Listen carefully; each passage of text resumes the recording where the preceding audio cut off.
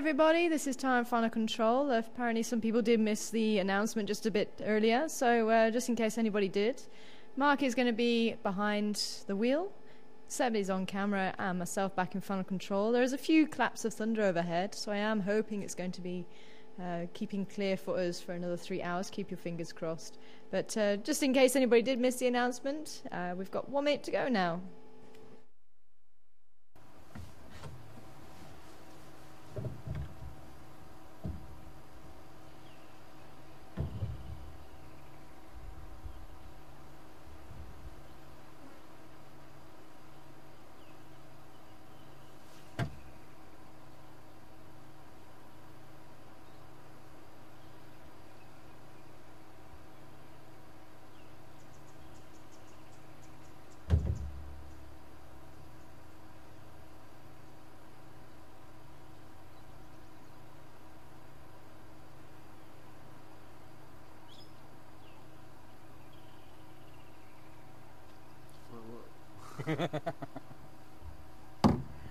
Hi everybody, this is Mark reporting from the Sabi Sand Game Reserve at world-renowned Djuma Game Reserve, where reports have it that a live safari that has been going on for 4 years now will be shutting down later this week, much to the dismay and disappointment of many people all over the world, including the Nyala that are walking around here and including the crew of 3 that have been working diligently to try and bring you the safari drive for the last few months.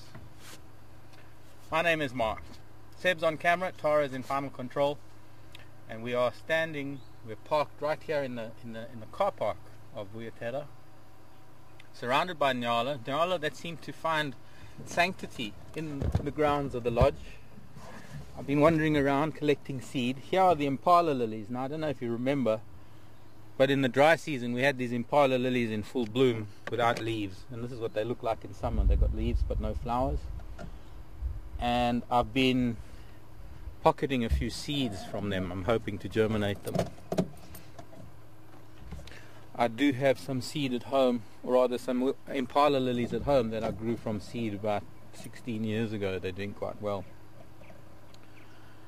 They are about the size of, they're about a foot high and maybe about an inch in diameter, which goes to show that those must be decades old. Well, at the request of a few viewers, we're coming into camp to have a look at a wall of remembrance. Oh, mind the logs, Mark. So there we go, closest I can get to it.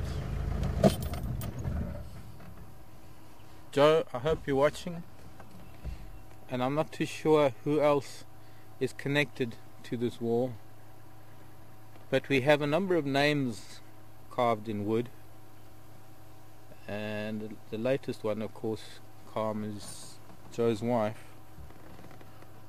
You can see the newer plaque on the right.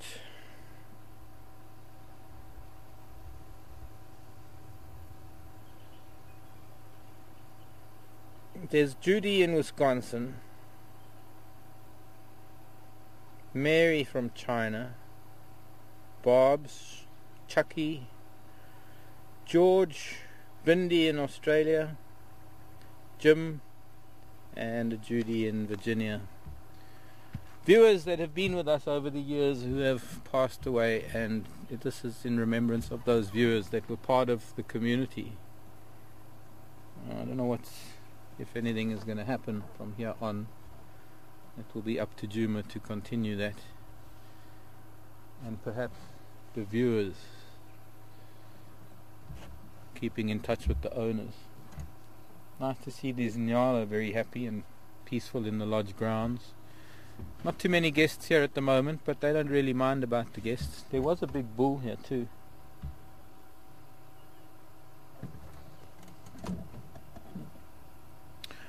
Now, weather-wise, we've got a huge storm brewing in the northwest, the west and the northwest.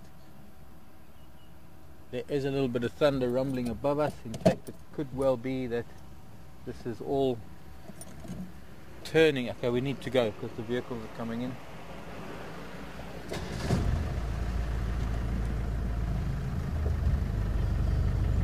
collect the guests for drive. And we'll have to keep an eye on this weather because I don't know what it's going to do.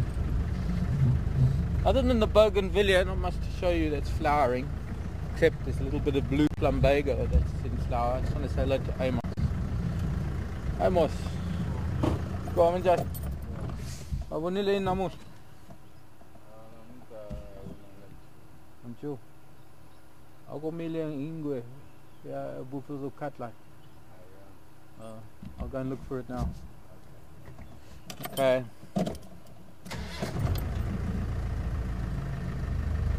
But anyways, here's the blue plumbago. Not a very bright specimen at the moment.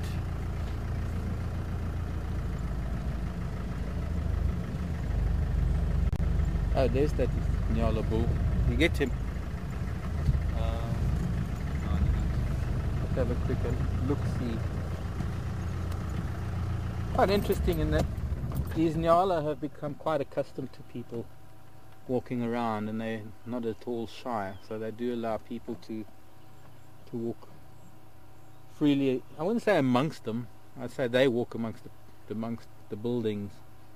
They keep their safety distance from people, but they are by no means that wary of them.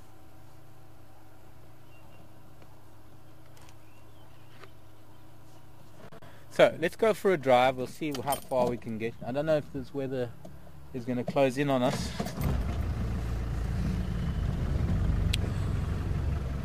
It's quite possible that it's all just going to move away, but nice to hear rumbling thunder.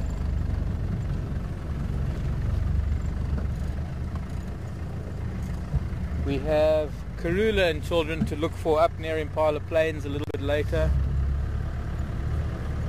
I think first let's go and sniff around where Induna was. Well, let's first have a look what's on the open area.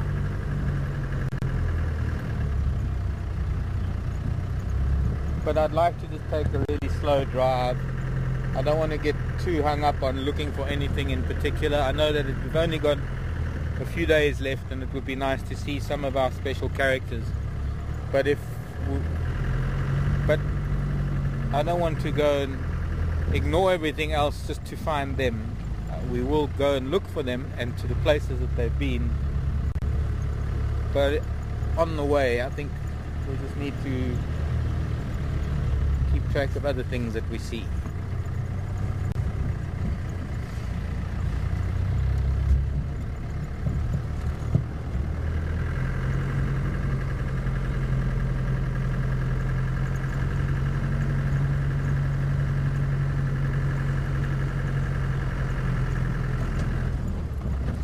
Nyala.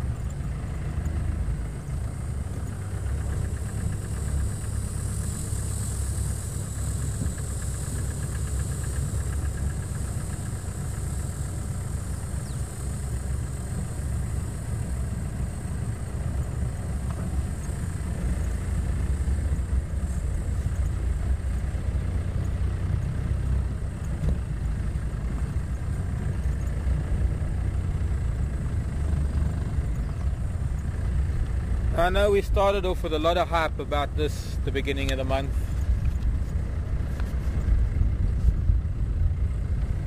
And we all diligently tried to tick off as much as we could. Well, I think what we did was we tried to space it out for the 20 drives that we were, or 20 days of drives that we were going to be doing. Hello, wasp. Where'd you go?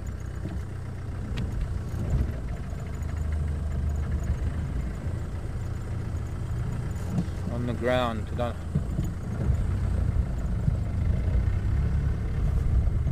damaged your wing now because you fly into the car. Let's sad if it did. It's a very special wasp.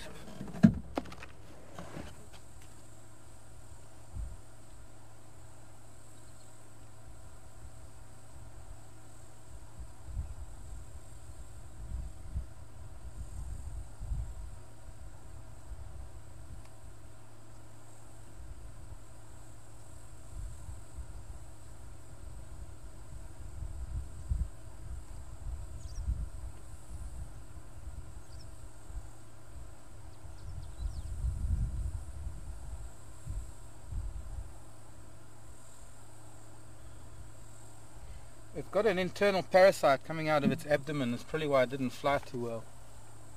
Believe it or not, that wasp kills tarantulas. No, it doesn't kill them. It stings them. It buries them with an egg. And I'm hoping that I didn't do anything to damage it. Well, I didn't. The car might have, but I would have thought that. I don't know. It was kind of flying very low and funny when I first saw it, so maybe something stood on it. Thing is that you do get these internal parasites in insects that when they start emerging, it does damage their behavior, or it does change their behavior. Where did she go? Somewhere in the grass there. They do have a sting. They have quite a powerful sting. They have to be able to subdue a spider 10 times their size. I just want to show you that sometimes when you handle things gently, they don't necessarily use their defense mechanism. I've handled wasps pretty much all my life. I think I've been stung once or twice. Only once ever through handling it, a couple of times by mistake, sitting on a wasp or leaning against it, or getting too close to its nest without knowing it. And the one time I saved the wasp from the pool, probably its natural reaction was to sting. The first thing it came in contact with happened to be my hand. Hello, Impala. Gosh, look at you. You're about to drop your baby. That's called a spider hunting, one of the spider wasps. Very impressive to see her fighting with a baboon spider. Baboon spider, essentially the African equivalent of a tarantula. The spider's as big as my hand. The wasp invariably wins.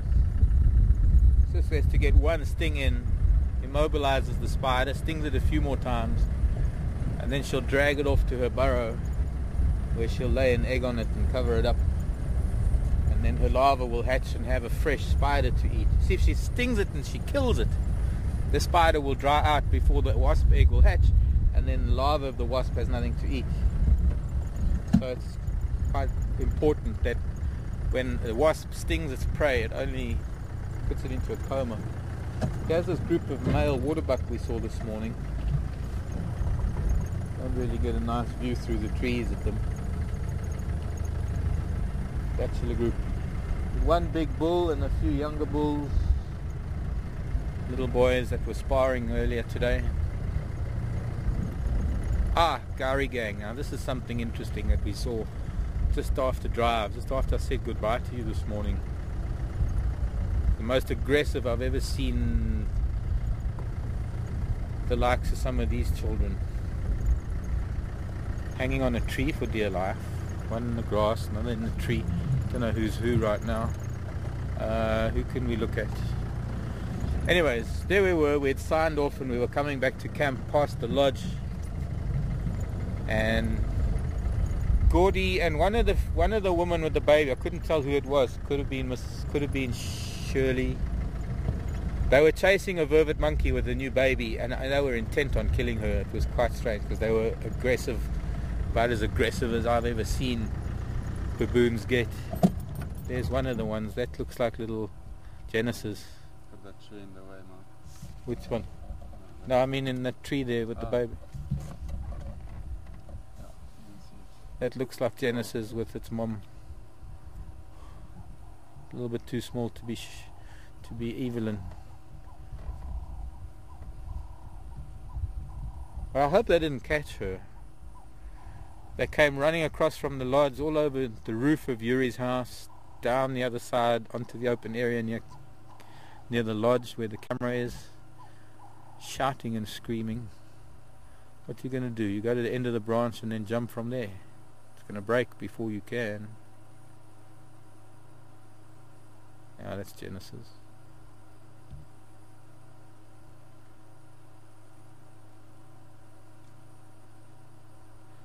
Pulling off bark.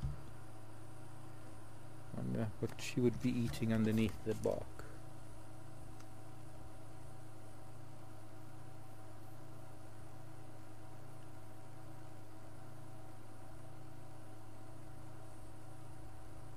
Could be resin.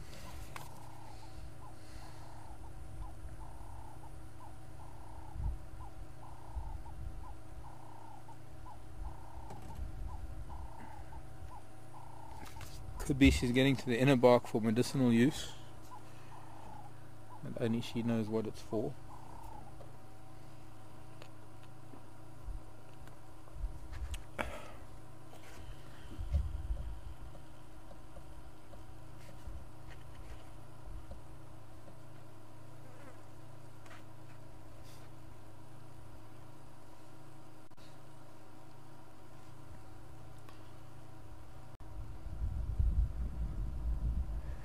My guess is they're hanging around close to their sleeping trees because there might be storms coming in later. It's looking quite heavy to the southeast. The thunder and noise that was threatening our drive this afternoon's already moved north, so it's way out of our way now. Some more storm activity in the west.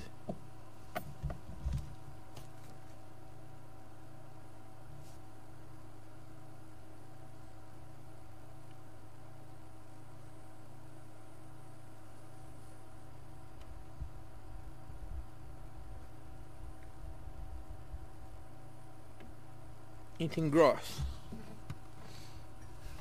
plucking a couple of blades at a time. They somehow derive nutrients from grass, baboons. I mean, it only constitutes a very small percentage of their diet, but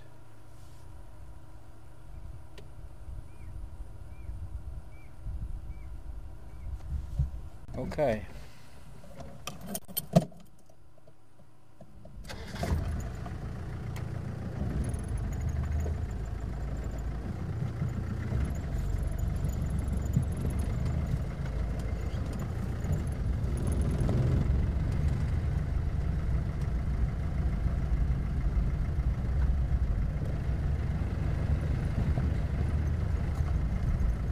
Maybe that was Gordy actually. Genesis is with its mom who was down on the ground to begin with. Who's Genesis' mother?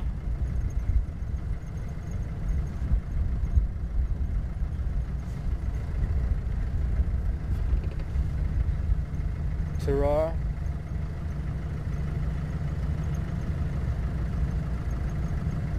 Who's Genesis' mother? Surely it's Shirley. Don't you love that old movie? What was it? Airplane or something. Stop calling me Shirley. Roger, Roger. I don't remember most of it. Anyways, silly stuff.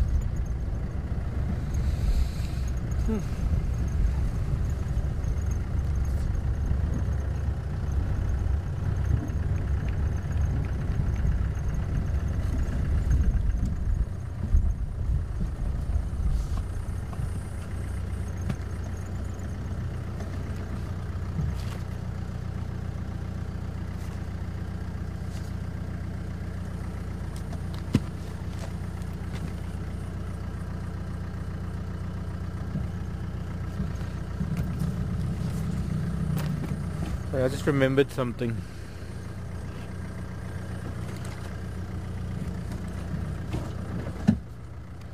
And having picked up my binoculars, I disturbed what it is.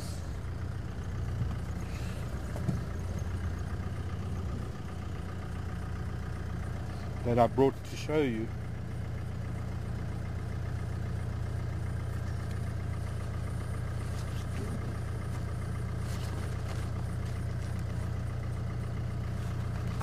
And now, there it is. I'll try not to remember to break it. Somebody asked me about hawk moths the other day.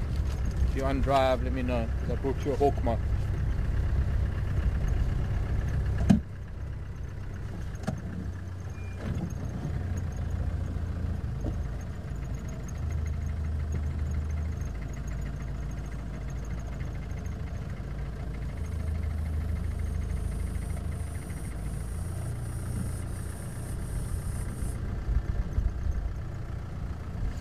Juvenile sand lizard, sandfelt lizard, or scrub lizard.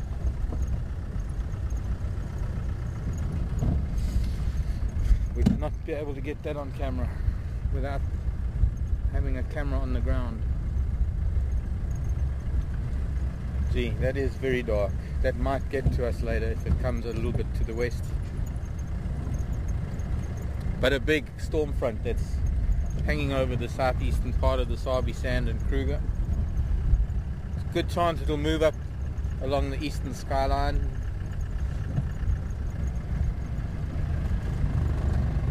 We'll just have to keep an eye on it.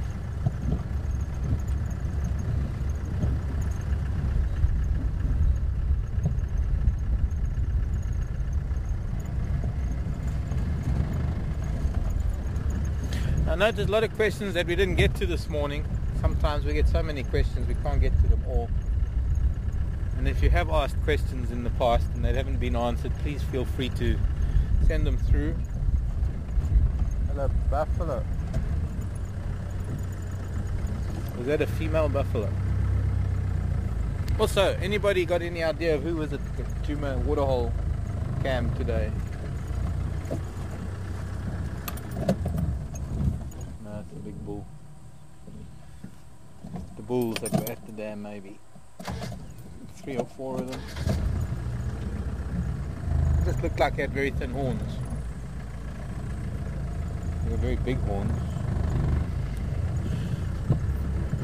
Had anything special come down to the water today?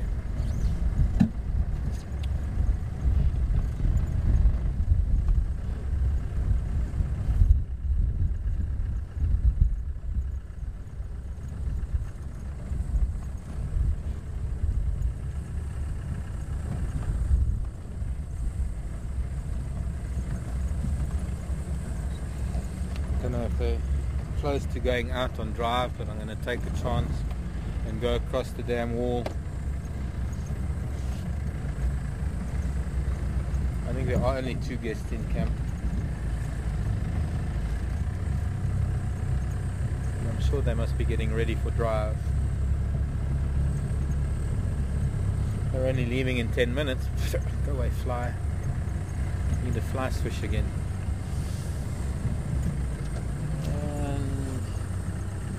Shopping, that's not the right shape for a bush. Oh, there's a tortoise in the road.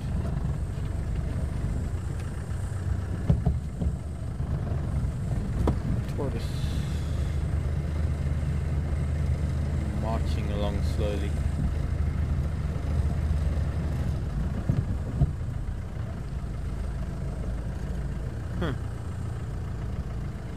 Disappeared.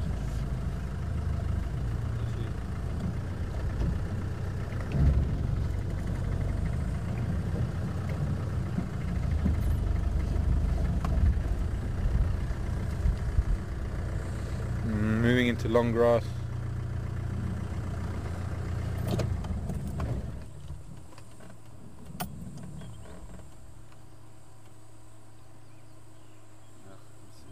Yeah. With this weather, I'm sure we might see another 1 or 2.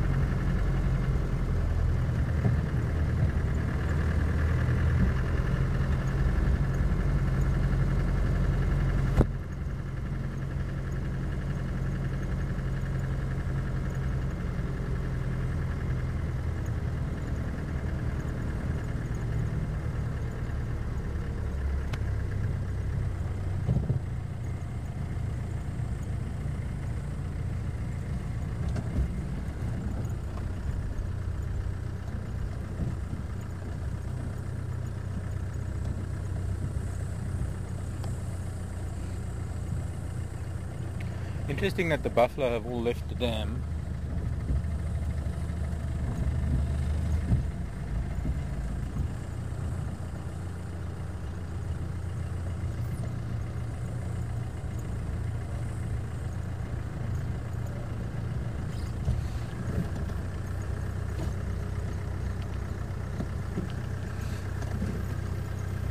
See, lots of terrapins on the edge today.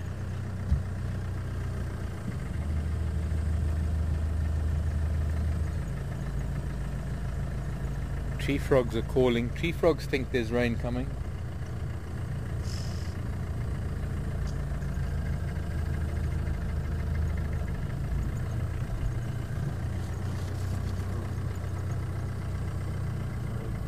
Huh?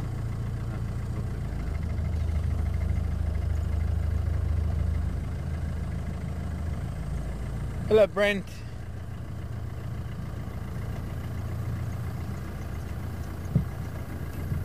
Asking if generally the storms all come in from the same general area.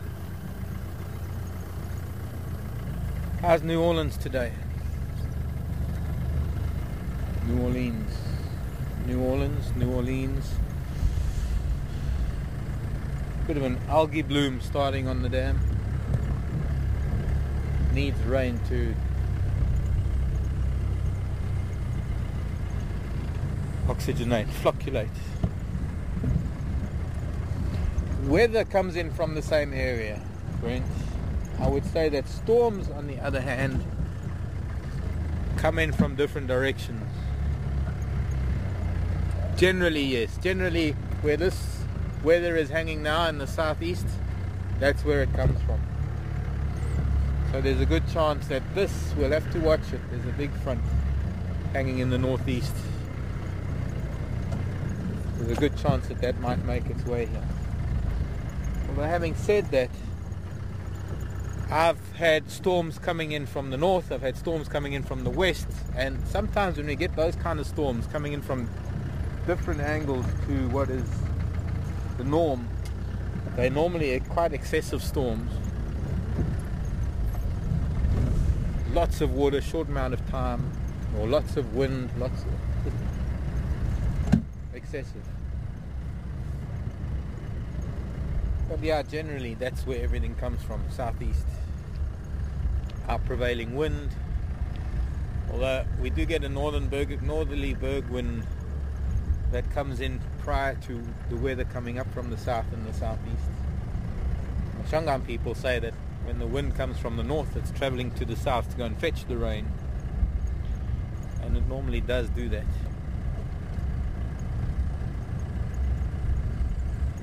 When we have a northerly wind, within a day or two there should be rain.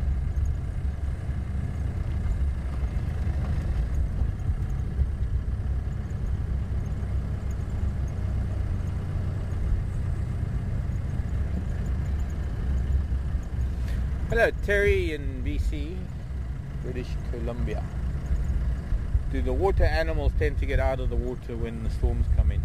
Hippo and water buffalo. Oh, wrong continent for water buffalo. They're in Asia. Our buffalo, although they spend a lot of time in the water, aren't called water buffalo. They are African buffalo. They have gotten out of the water. I would imagine that if there weren't storms brewing, they would possibly still be in the water. But somehow they're all moving off past Inga's house, heading down towards Philemon's Dip and Rebecca's Road. But hippos, no. I've seen hippos still in the water, in the rain, in the storm.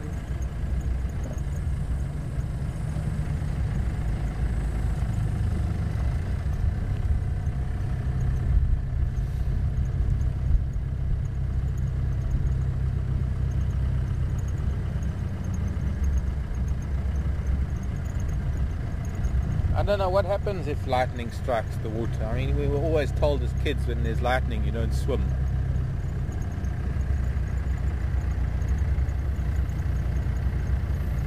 I would imagine that it could travel through the water. Well, if it hits the ground close by, then it would have secondary effects in the water. Water being such a good conductor of electricity, but I have no clue as to how it affects life in the water. I mean, what happens to electrical storms out at sea? What happens to all the fish and the whales and everything? They don't get electrocuted. And salt water is an even better conductor, is it not?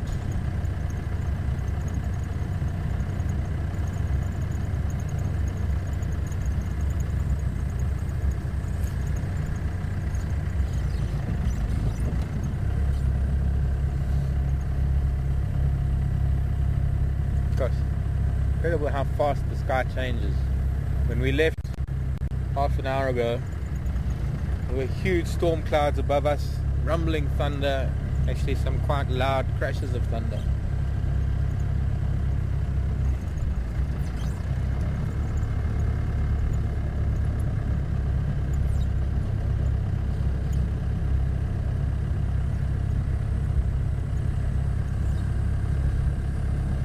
Hello Vicky, got your 36th anniversary on the 28th.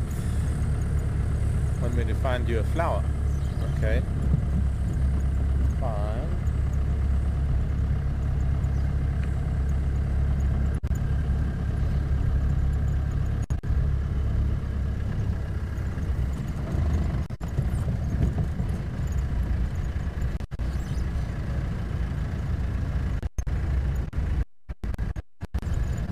Mary Ellen, Rob, Ron.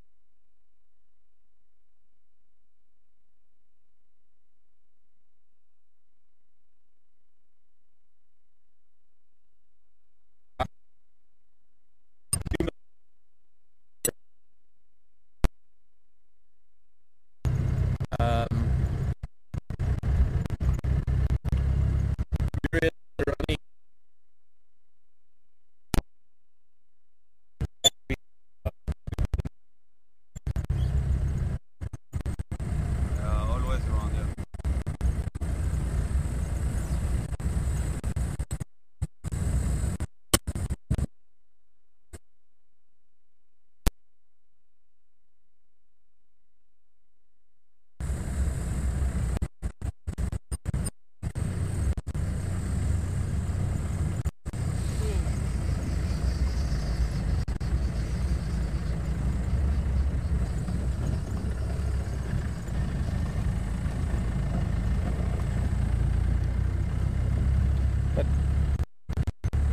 You'd have to put that mic on to answer them.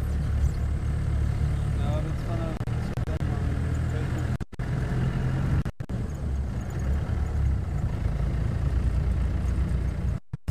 Them.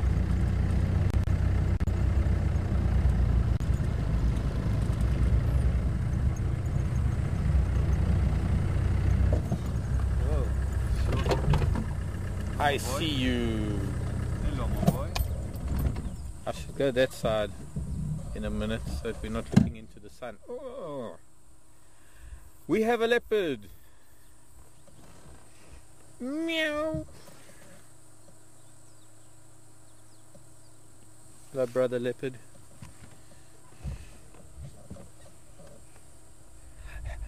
He's hot. He's yawning. He's full of Impala. He's huge, he's a big cat. He is a big cat, and he's only 3 years old. Mm. He's going to be a monster. He's going to be bigger than his father when he's his father's age.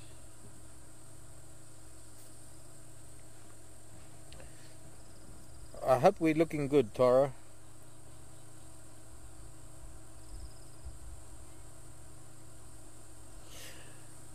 Now, during this little bit of time that we've been driving here, Seb was asking me a question because we have a couple of viewers in France, Veronique and Muriel,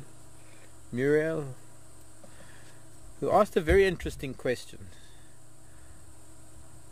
And Seb will have to answer them in text, in French. But bonjour, Veronique, and how would I pronounce Muriel? Muriel. Bonjour. Bienvenue. And the question was, how many plant types in Djuma would have medicinal uses? And I wouldn't even be able to guess at a figure because I would fear I would be wrong. I wouldn't be able to say 20, 50 or 100, 200. But I would be able to say that almost every plant has some properties. Whether we've discovered them or not is another matter. But every single plant has got something in it that we or something could use as a result of either its alkaloids or its sap or its tannins. Something. Oh, she's such a beautiful cat.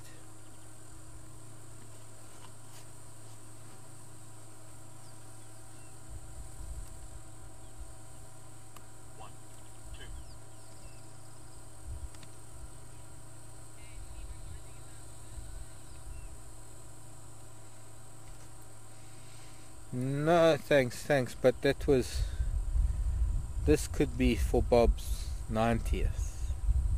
Bob's having a birthday on the 30th. Hello, Bob. 90th birthday. I have to congratulate you. I can only dream of reaching 90. At this stage of the game, I'm hoping to reach 50. I can't even think about 60. But for now, it's going to be a miracle for me to hit 50. A happy birthday for the 30th, Bob. I'm sorry we won't be here. Here's your birthday present. His name is Induna. He's a magic leopard. And we're going to sit with him a while. I am going to change position soon because we're looking into the sun.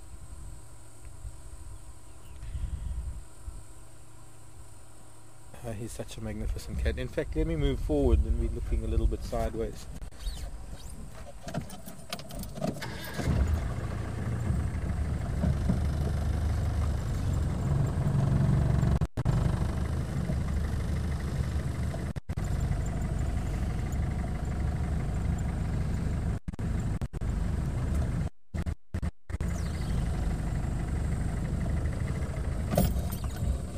Hello, Giz.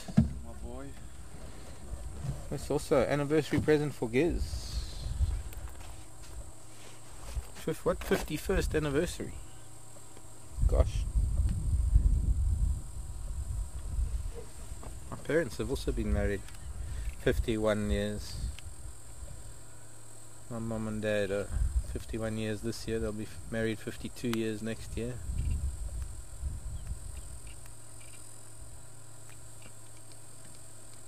Happy anniversary for that date, Giz. Somehow I pegged you as a bit younger.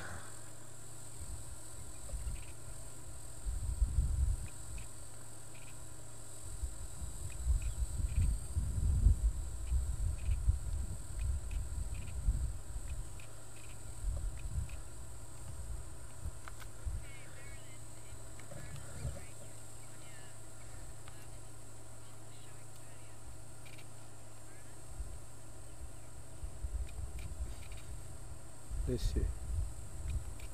Hello Marilyn. California. What was the wall I was showing earlier? Marilyn, that's a wall of remembrance set up by Pippa Moorman of Juma. It started way back when the cameras first started, and some of the regular viewers who were with, I suppose, Africam in the beginnings of Wild Earth, regular viewers who sadly passed on, and those are the names of some of the people who were viewers and who have passed away. And the latest edition is Calm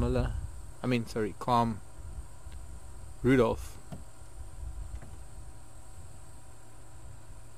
Calm Miller. Calm Rudolph, Joe's wife. And Joe will be coming out to South Africa early next year, I believe, spending time with Penny.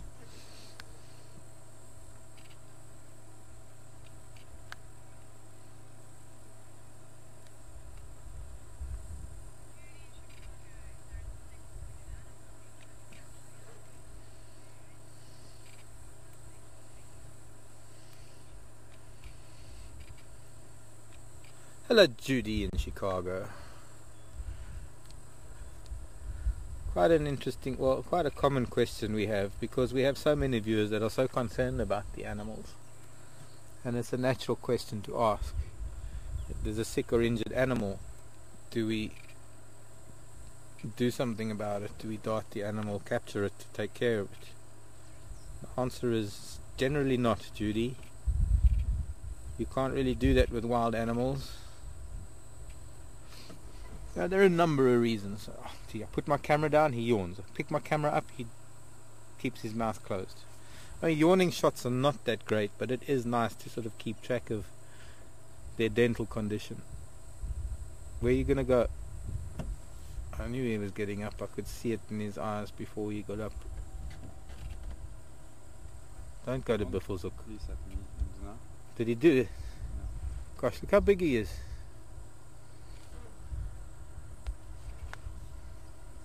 Maybe he doesn't like me talking all the time. Maybe I'm disturbing his peace. Andrew, you coming? Have you left the lodge yet? Come to Buffelshoek cut line.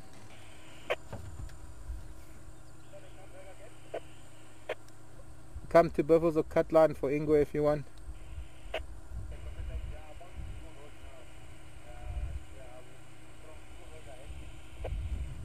Yeah, firm.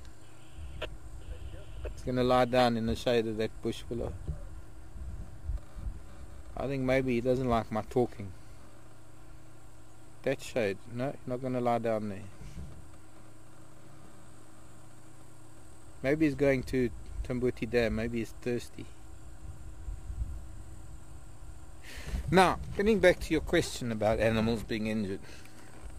Let's take one aspect of this. One aspect is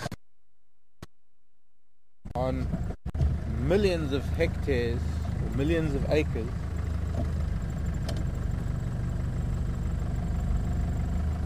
interesting little beetles feeding on the flowers of the sickle bush.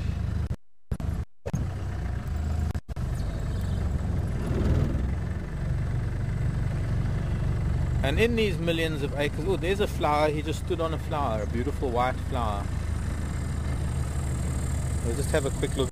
That's Ricky's anniversary.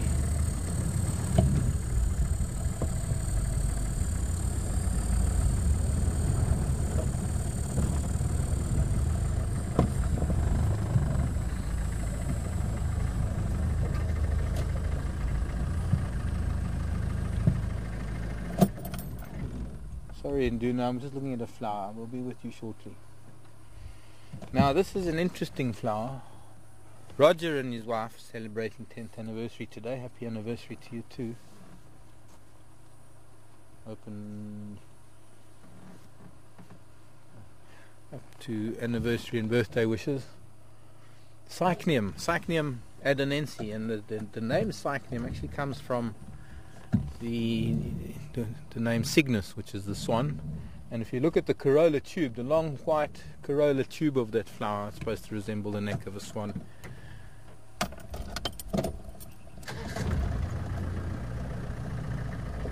I don't know. Oh, he's going to scratch on a tree. Oh, that's such a beautiful shot, and we're just not in the right place because I stopped for a flower.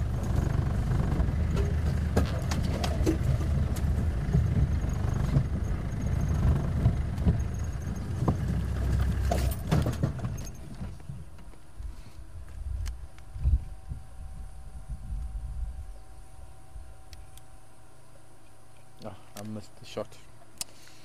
Oh well, can't win them all.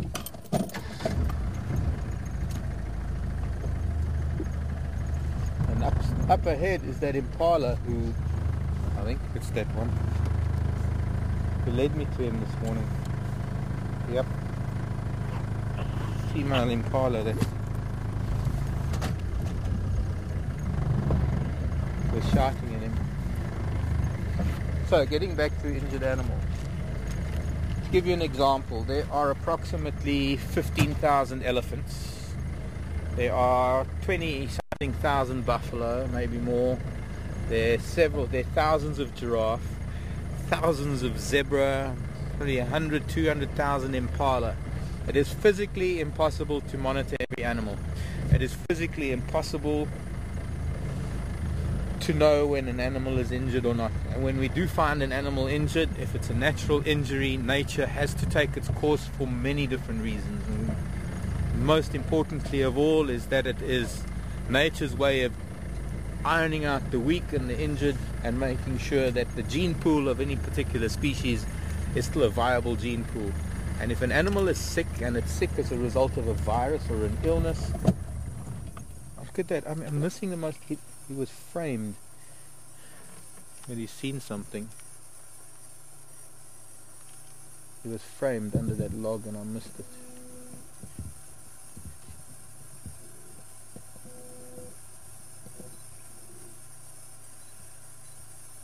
He's seen that Impala now. But Henry's coming in from there maybe. That Impala's going to move.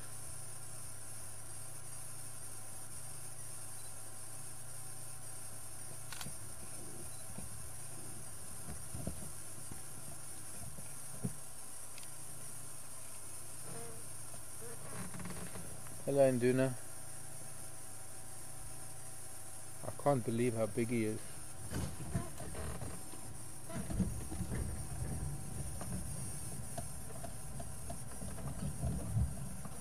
I suppose I'm in the way now.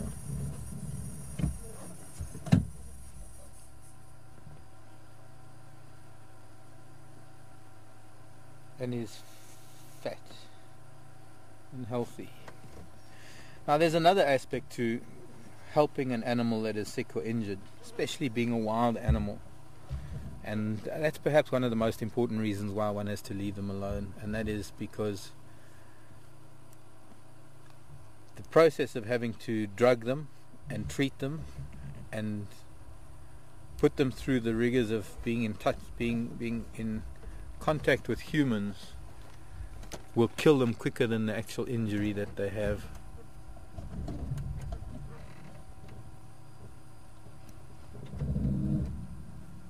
Okay, well why don't you just lie down right in front of my tire?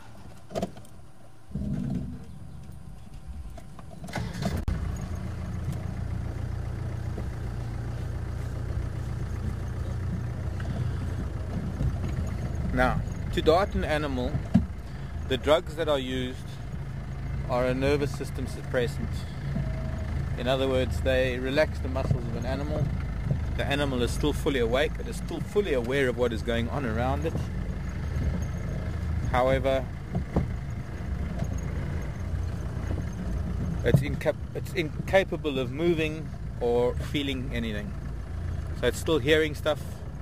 You often find that when animals are drugged, their eyes are covered so that they can't see what's going on, but all their senses are working. So here you have an animal that has never been in touch with humans. It's developed this fear of humans its entire life, and all of a sudden it's got humans handling it, doing all sorts of things to it, probing and probing and injecting, and you know what he was sniffing? There's snake eggs here. He was sniffing this hole.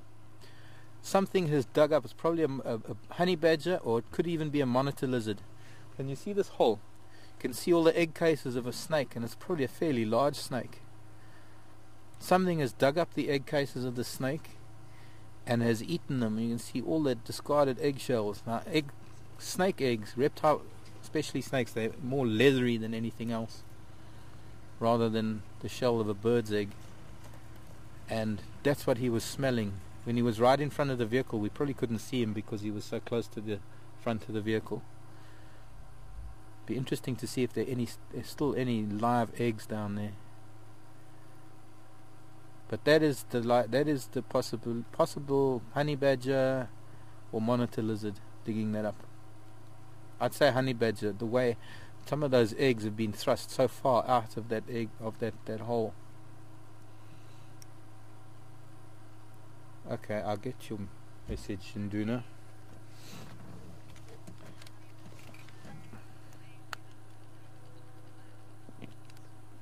What age do leopards' noses turn black? Probably about the age of 5, going on 6, Madeline. I wondered why he had his nose in the hole. Oh yes, Madeline, of course.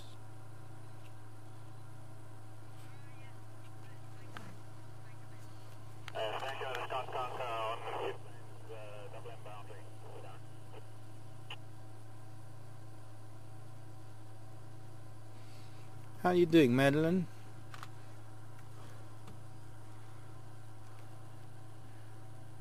Scotland, Madeline. Scottish shortbread and single malt whiskey, Madeline.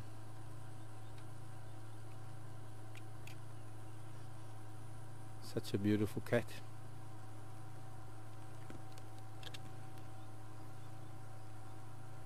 I'm dying for him to move away so that I can go and poke my head in this hole where the snake eggs were.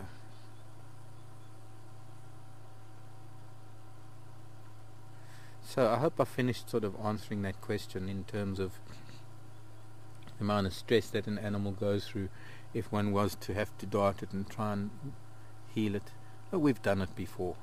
I've been involved in a number of exercises where we've helped hurt animals, and that's mostly, in fact only, animals that have been injured severely through the negligence or it's not negligence, the brutality of humans. Animals caught in snares where we've had to dart them and cut the snares off. And once even a leopard that had a broken leg, and it was thought that the broken leg was a result of a negligent guide, and so he was captured and he was actually kept in captivity for some time until his leg healed, and believe it or not, he did survive. And any of the other animals that we have, that I have been involved in the process of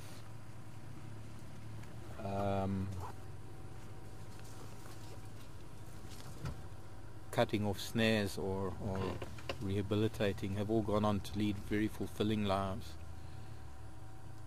But it's not like you can dart a giraffe that's got a sore leg. Then you might as well put a bullet in its brain, because it's going to die from stress more than anything else. So it's hard. It's very hard having a passion for wildlife and nature, and being in this position where you've got to accept an animal's injury. You've got to accept seeing things that are breaking your heart.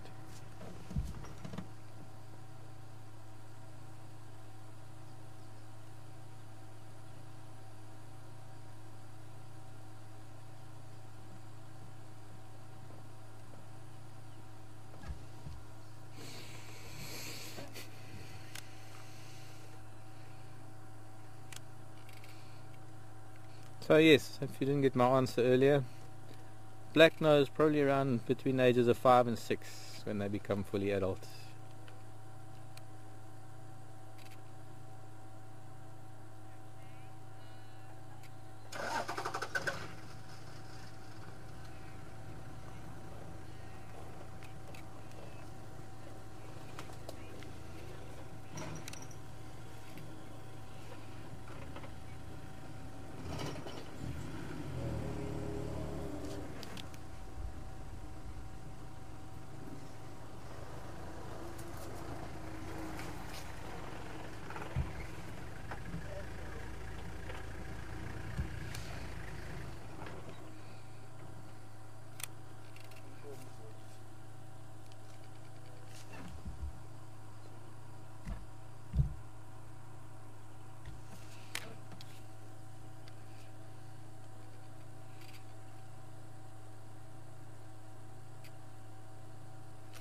Hello Elizabeth in Dubai.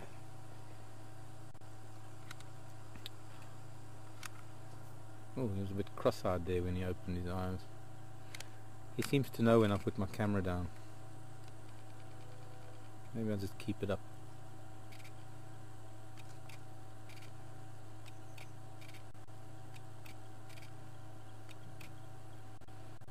Elizabeth wants to know if we will be returning to Juma after we leave, and how will we keep up with Karula and the cubs, and will Dam Cam be the only option. I certainly can't speak for Tara and Seb. I can only speak for myself. I very much doubt whether I will return here, unless there's a job offering.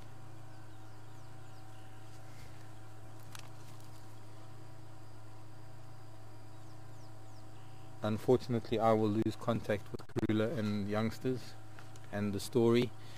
I won't have much chance unless I get to a place where I have internet to log into the camera from time to time. But it becomes almost like an end of an era for me. I will have to... I don't know. I'm sure I will bump into Yuri and Pippa in town a lot. Always do whenever I'm there. It's a small town, can't help but bump into them. But yes, the only option right now is to have Karula and family come to the Juma waterhole camp where they might be seen. But other than that, there's going to be no other way to follow them.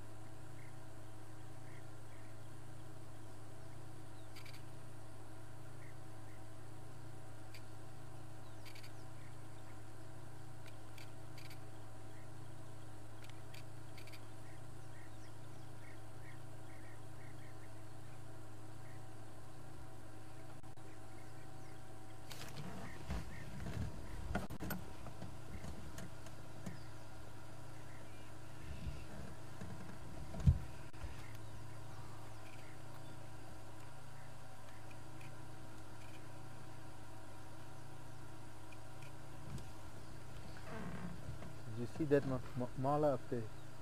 Because you got my pimple.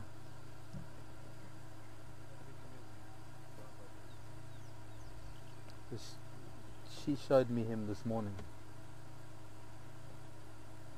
and she hasn't moved. Yeah, because that day the sun was there. There was a people running around.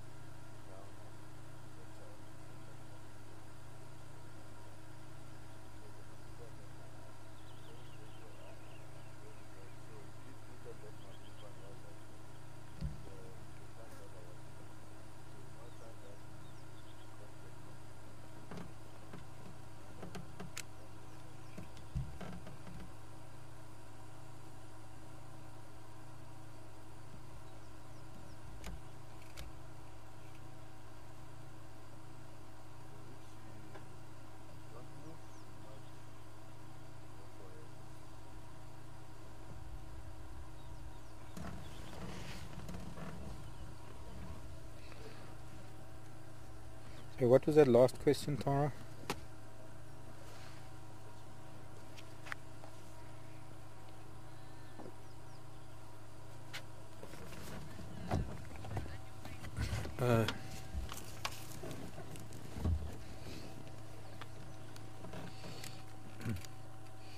Hello, Brenda.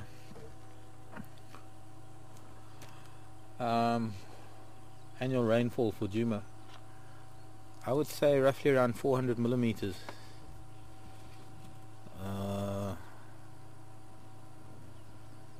Call it 15 inches.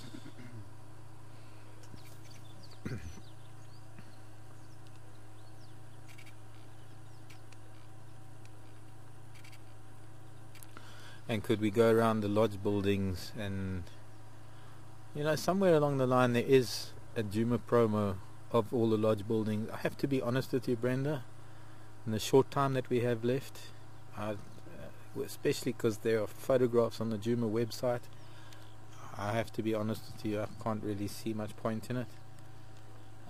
I'd rather look for animals and get an idea of, or say goodbye to some of the animals. Also, it's not easy to get into the lodge with this vehicle. We used to be able to get in with the other vehicle,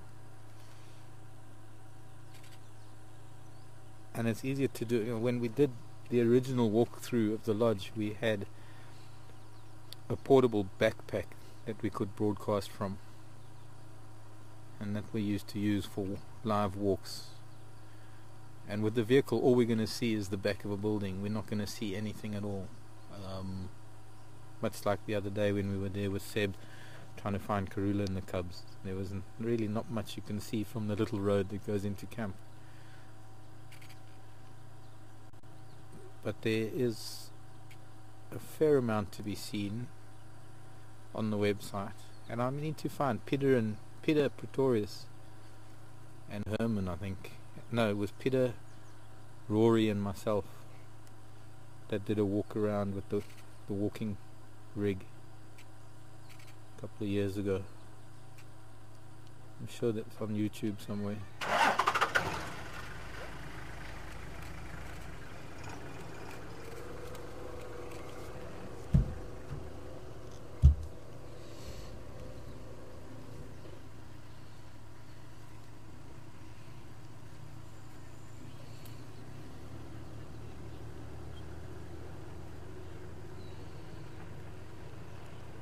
Hi Patty, wondering if I can rearrange the gunda to get a picture of me and Induna. I think it's probably going to be easier for me to rearrange myself within the gunda to try and do that.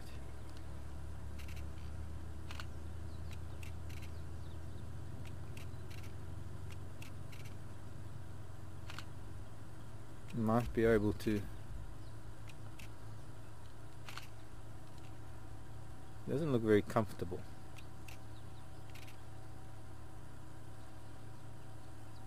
Because he's full.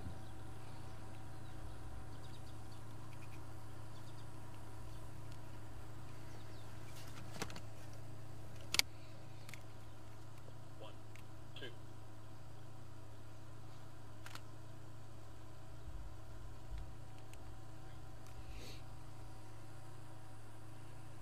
Ryan, come in.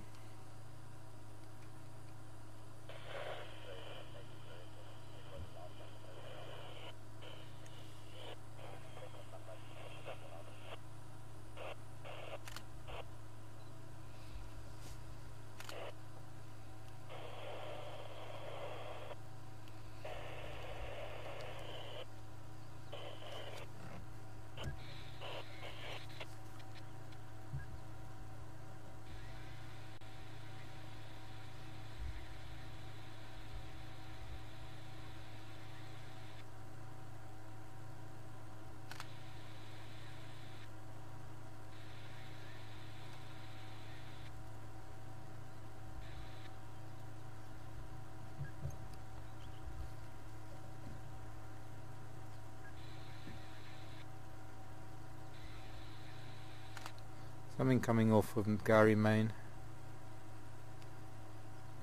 near Little Gary Junction, going in a northwesterly direction. It's not quite Treehouse,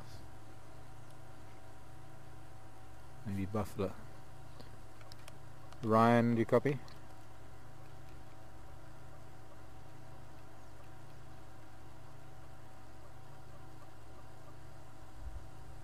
Any Western stations copy?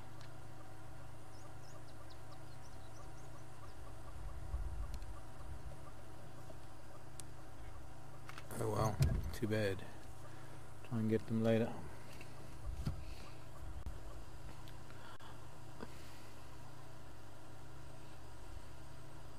Biggest problem, I've got this huge box of books next to me where I could be sitting to try and get a picture for you, Paddy. I'm thinking that might not work though. We're kind of close to him. If we're a little bit further away it might work. Actually, what we can do is alright, let's do something. different, because with his head like that, I can comply somehow by doing this.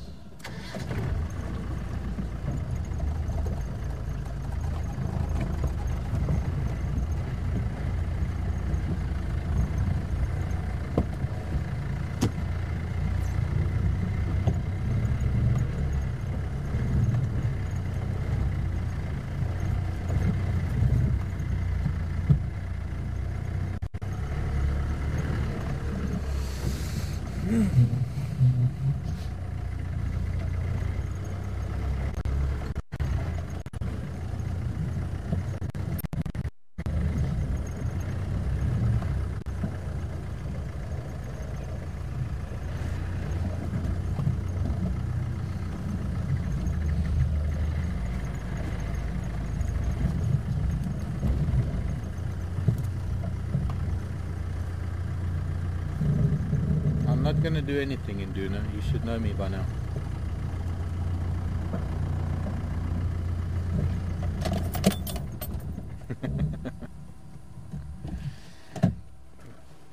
So, can you get me in that shot? Was he too far away now? No, it's fine. I get close of you.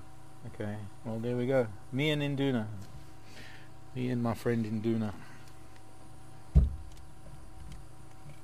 Has anyone come back who was asking about hawk moths the other day? Or fireflies, who wasn't on drive this morning? Lightning bugs. No.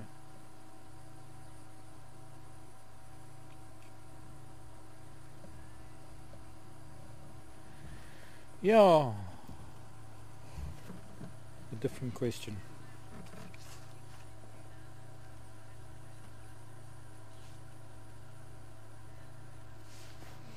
Hello, Deborah in Ohio. Markings on Induna that identify him. Any marking. You can take any marking anywhere.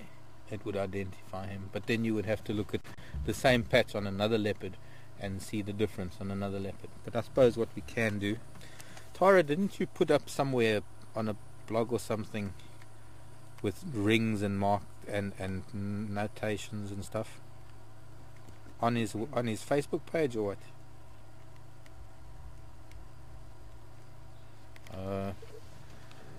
Tara's going to try and find you the link to a blog that Tara did. It's got little rings and triangles and things that give you an idea. But if you look at the spots around the eye, anywhere around the eye, and since we tend to often see a leopard's face, we tend to often look at markings. I mean, there's a marking on his forehead that's very distinctive, but since he's not... Hey Ryan, I've been trying to get you.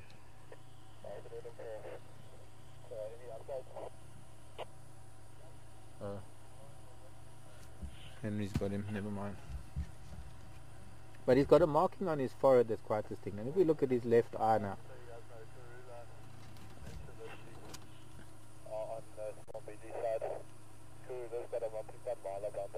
oh.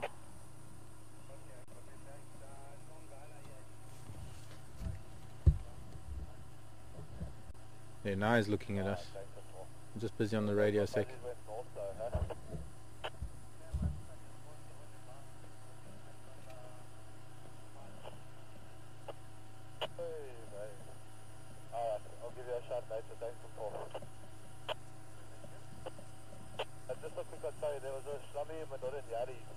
Yeah, buffalo, that's what I thought they were.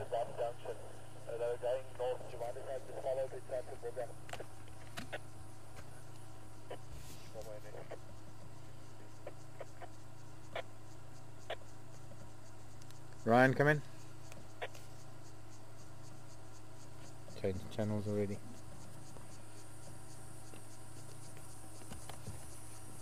Karula and Shavinzi on a baby Impala on some Bambili side of Triple M. Oh, you can see his paw so nicely now. You can see the 3 lobes on the back of the pad.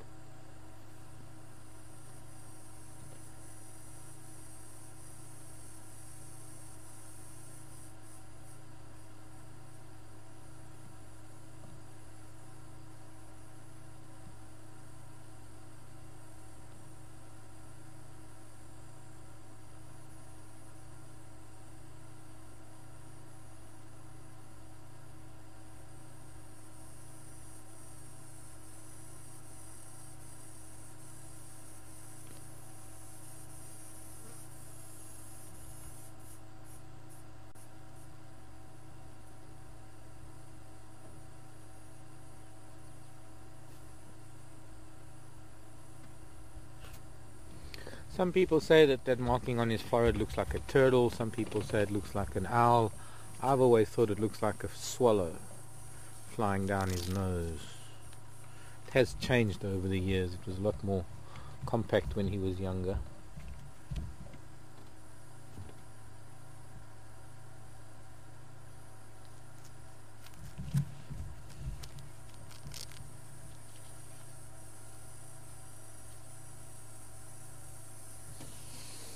Very interesting, Hillary. Do the prey animals ever connect the vehicles with the predators? I think sometimes they do. I've often seen impala behavior change a little bit, because it's almost as though they know that if there are multiple vehicles. Why are you doing that, Induna? I'm not doing anything. It's almost as if they know that if vehicles behave in a certain way that there could be a predator.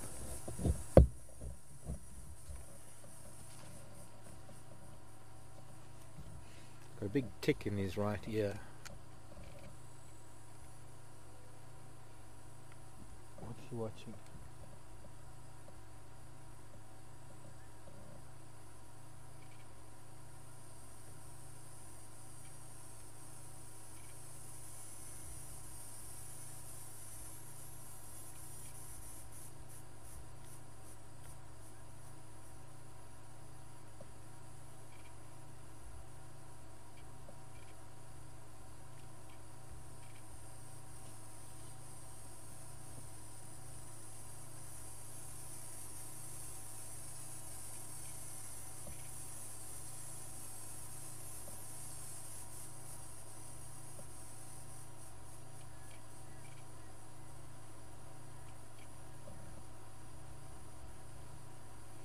Hello, Sarah.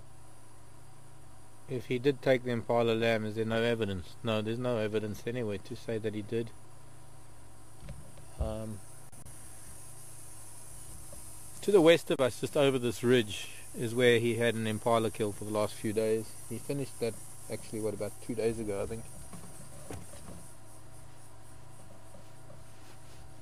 So I would say that the only evidence is possibly the fact that he's got quite a full tummy. And that it would be maybe still a little bit too full for having finished that impala 2 days. I don't know. It's really hard to tell. Basically, there's no physical evidence. There's no sight of that needle in a haystack kind of thing. Wouldn't know where to start looking if he did kill it here somewhere and left a few pieces of bone.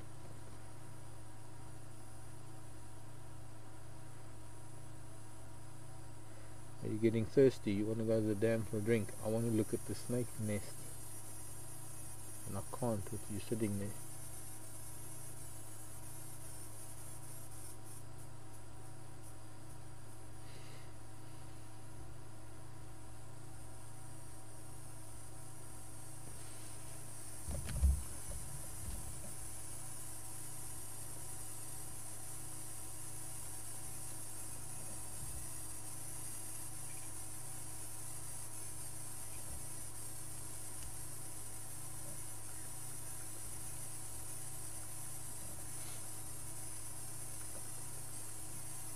Hello, Janina. Janina, there's no way really of knowing. I wish I could give you an answer. Janina's asking, do these cats know the three of us, our voice and our smell? And there's no way of knowing. I mean, I'd like to think so. It'd be nice to sort of go away thinking that they have known us. The fact that they've spent so much time around camp and that they have smelt us, they've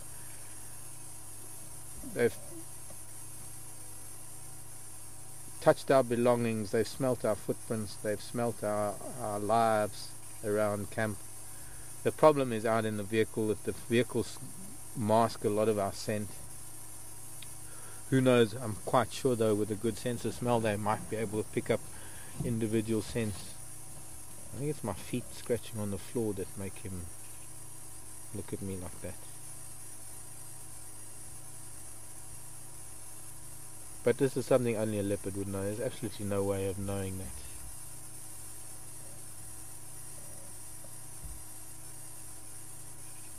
I can tell you though, they do know this vehicle. That is a definite. The three of us tend to behave pretty much the same way when it... I keep missing that yawn. When it comes to being with the animals, this vehicle has a very distinctive look about it, a very distinctive smell, and of course the most important is the sound of this vehicle, and they are accustomed to that.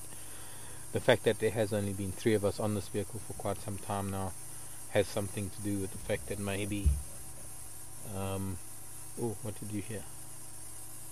Maybe they recognize us as different from everybody else. I don't know.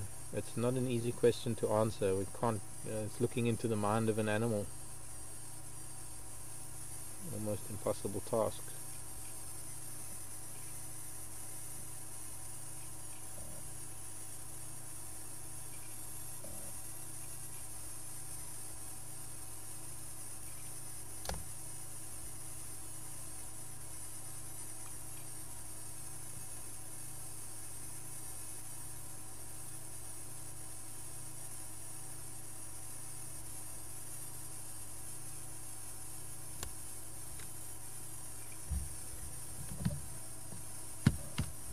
You read my mind.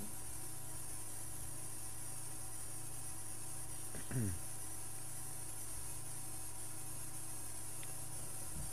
little bit of cloud that the sun's going behind, and shortly we're going to get really beautiful light. Okay, now that he's moving off, he's going to move closer to the snake nest.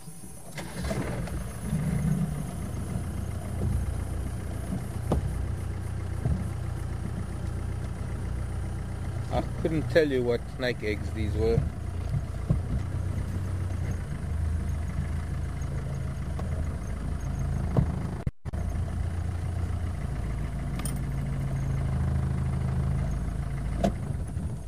Hello Donna in Nebraska.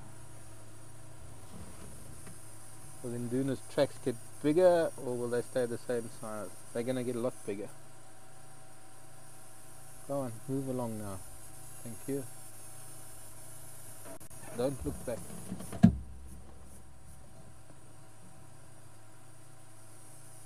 aiming for that Impala. I'm sort of heading up towards that Impala. She's seen him.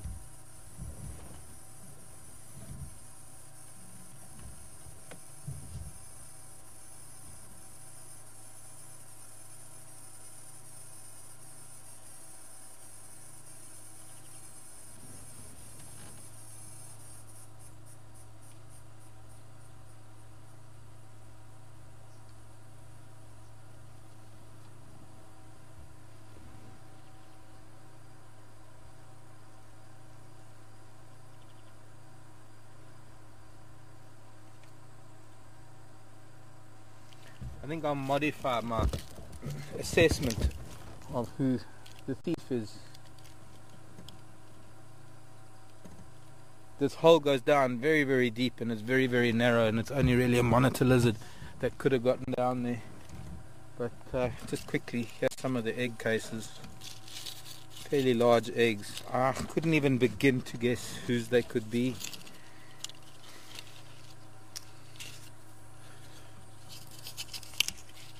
Yeah, of course, now that they dry, they're quite brittle.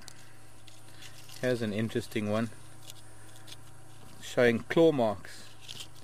Those look like 3 claw marks, possibly from, and there are another 3 claw marks,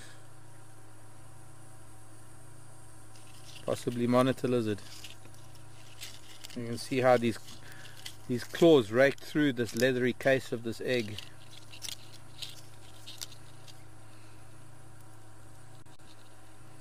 Very interesting. This is quite pretty actually.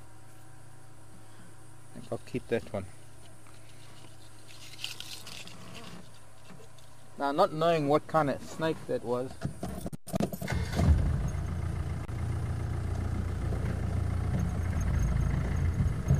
and with the hole being quite deep, I'm a little reluctant to start digging around in that hole for other eggs.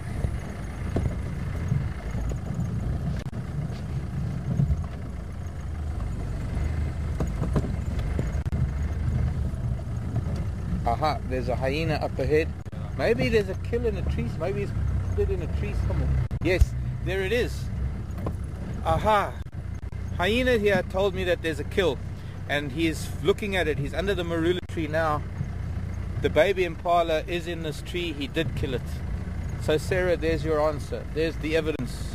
He's going back to his kill. The hyena's floppy ear coming. I'm going to stop here. So Seb, floppy ear's coming. She's going to chase him up the tree. And that's why Mom Impala hasn't left. As soon as floppy ear comes up, that's how he lost a bit of his tail. I'm sure it was floppy ear that took it off once upon a time.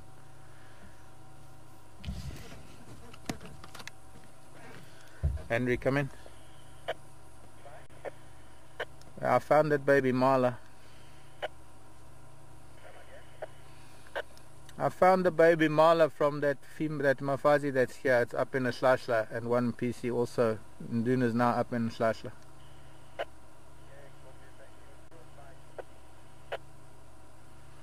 Wow. Yeah, just a little bit further west. Almost where you came in the first time.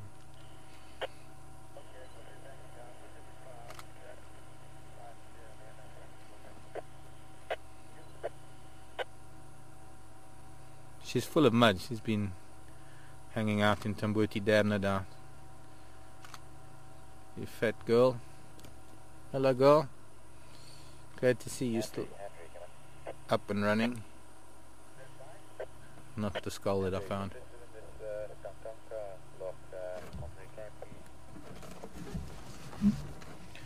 Ryan, come in.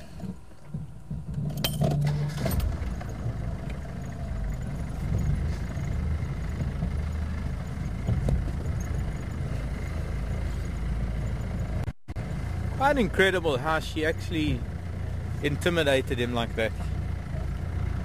She doesn't do that to crews, she doesn't do that to other leopards, she only does it to Mission Induna. It's like she's got it in for them. Hey Floppy here.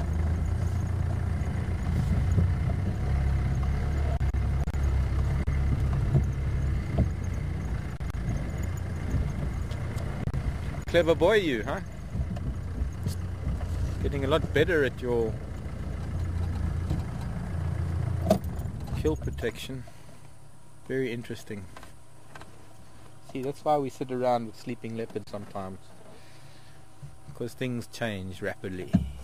So were you on her or him when he went up the tree? Both. Both? Well, I kind of filmed floppy ear first, and then Induna going up the tree, and then went back to floppy ear. It's a difficult one. Yeah. Unless you got it all in one straight line. I'm going to wait for him to settle down in the tree.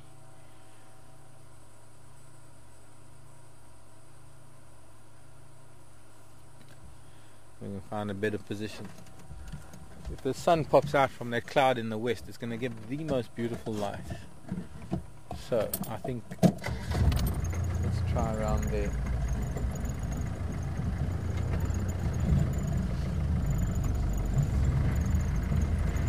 Floppy ear has now moved off. She's realized that for now she can probably go and lie down in the mud again and wait for nightfall. Oh, dwarf mongoose disappeared down a hole. And are we going to be able to even see anything from this angle?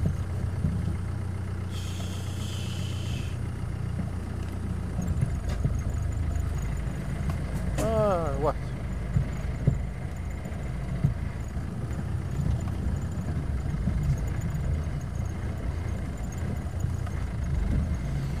Maryland and California, will leopards dig up and eat snake eggs? No, I don't think so. This is a very old hole. It's been dug up weeks ago. There are a lot of spider webs at the entrance to the hole, showing me that nothing has been into that hole for quite some time now. And I very much doubt whether a leopard will dig up a snake egg. Snake nest. Maybe if they're youngsters hatching, young snakes hatching, maybe.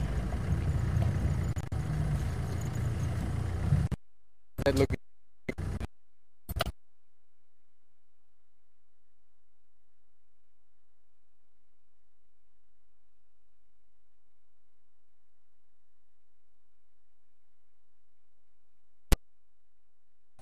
Is that any better? Back again. Okay, so we're back again.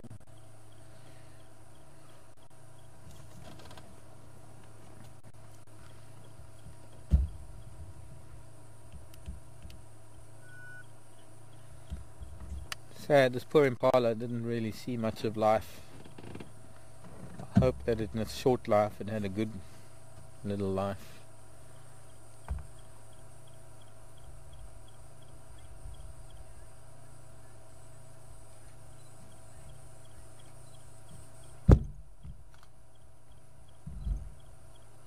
Hello Laurie in Georgia. A lion and leopard's pads the same, or is there some way to tell them apart? They are quite different, Laurie. The general shape is the same. The four toes and the shape of the pad is generally the same for most cats. All cats. I'm looking at smoke far to the east. I wonder if that storm sparked something. As green as things are. Must have. But no, Laurie, a leopard's prints are somewhat obviously smaller. Leopard are half the size of lion.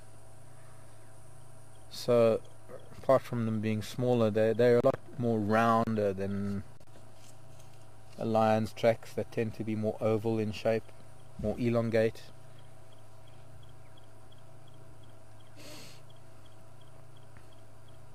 But I guess you could take a leopard of, say, Induna's size, and then a sub-adult lion, a lion of about a year old,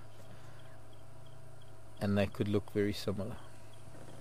Only thing is that lion of that age will invariably be with other lion and adult lion, generally speaking, so you will always see other lion tracks around it. Have you got that one horizontal branch in your way? I can go forward so that clearer view of his face. Not bad though, it's not in his way, it's not in his, it's not breaking his face, I mean. But if you want to move forward, it's fine.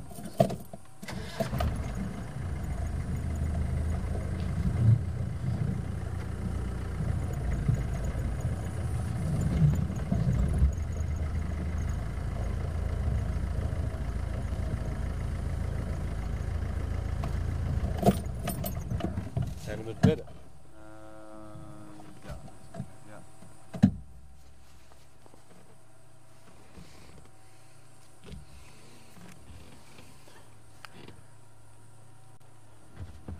I was cooking last night, Laurie, and although I lost all my music on my computer, I figured actually what happens if I just plug my iPod in.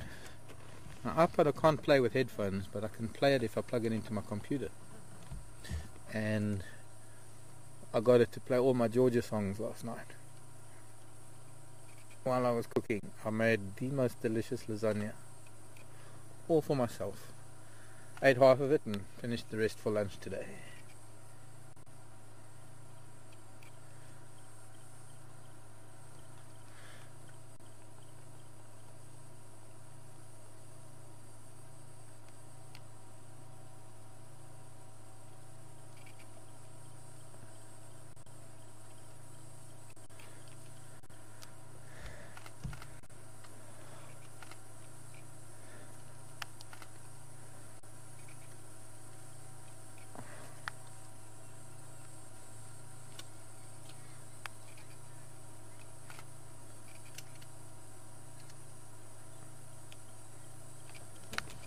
That's a good question. Once the tick has engorged itself, will it eventually fall off? I don't really know about that, Deb. I'm actually not sure. The problem is with those type of ticks, once they've engorged themselves, if it falls off, it can't move. Its body is so fat, its legs don't touch the ground. But then how do they lay eggs? Or maybe, don't know. You know, that's something I never really thought of. They do fall off a domestic, and I don't know, Deb. Interesting question.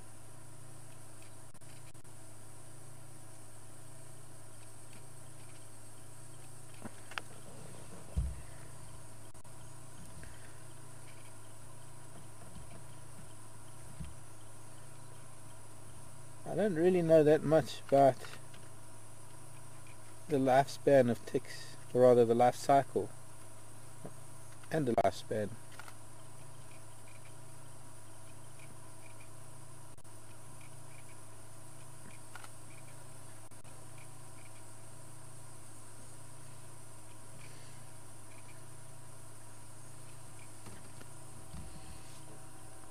Deb, that's right. Deb was asking about hawk moths the other day.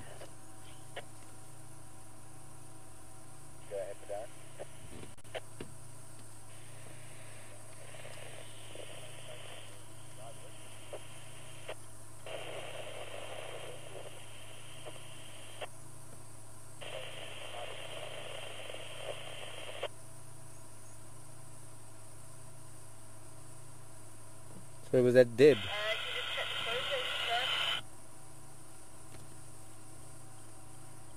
Was that Deb, Tara? Bev? No, Bev, leopards don't purr like domestic cats. Only cheetah do. Ryan, come in.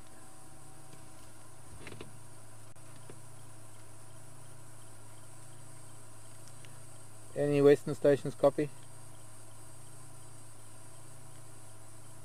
Oh, well, I'll give up. Can't get hold of anybody.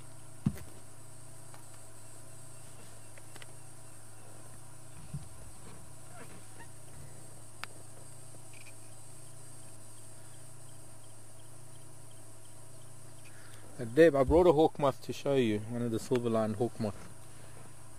And we'll do that after Induna.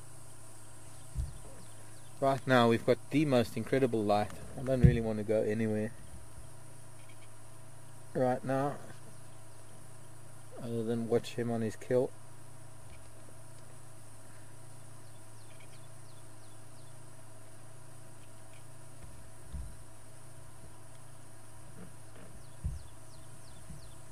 Uh-oh, he dropped a leg. Where's that hyena? Normally hyena that's lying close by will hear that fall.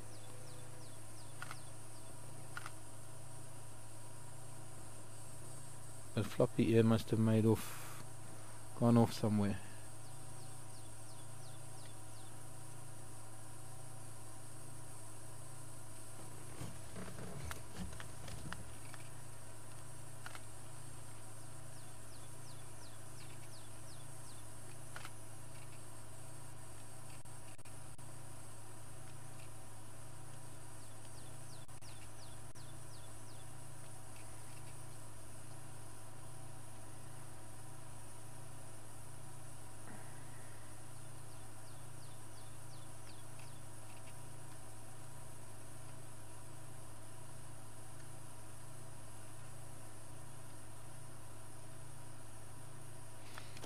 Yeah, there was a reason why the female Impala was hanging around. And you know, funny enough, I've seen this before in the past. When a female loses her new baby, I've seen it with giraffe even, and she hangs around because that sense of loss is so great. And maybe she's a new mother, and then the predator eventually gets the mother as well because she won't leave the place where she lost her baby. It's sad. It is for us humans. It's hard to come to terms with. It's something that when one has a passion for nature, or when one has this kind of drive to experience it in all its forms, is a certain amount of hardness to your heart that you have to have. You have to be able to close it off a little bit.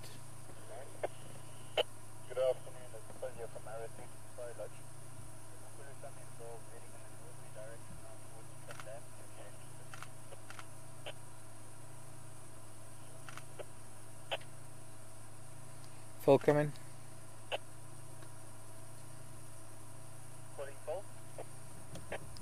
Yeah, can you ask Ryan to get me on this channel, please? Sorry, if you need to get you? Ryan. Okay, copy, will do. Nice news about a big herd of elephant heading towards Twin Dams. We might have to go and do something about that.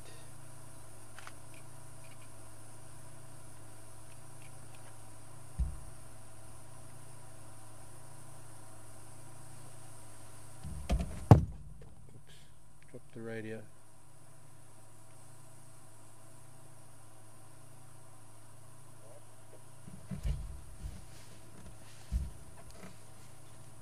How's it?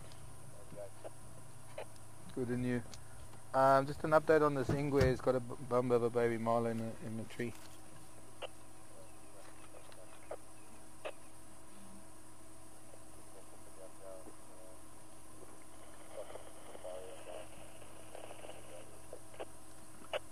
Excellent.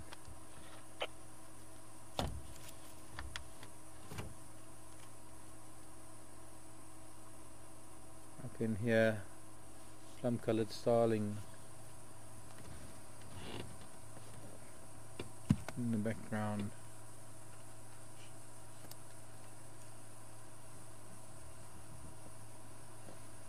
Stations, I'm going to be leaving the lock of this Ingwe on a bumba. Any stations interested?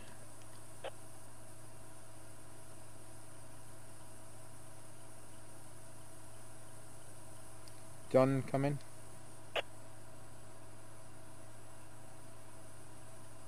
Maybe not driving. Quite a luxury, I suppose, because it's a Monday. Quite a luxury having only one vehicle out with us. Like 2 vehicles. No crowding of sightings or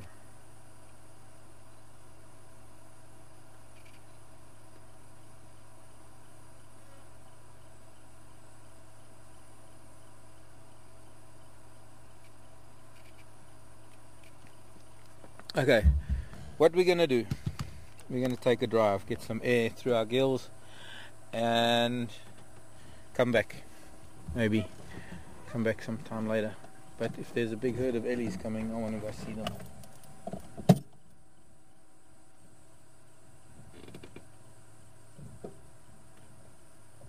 I'm trying to think what our best route plan would be.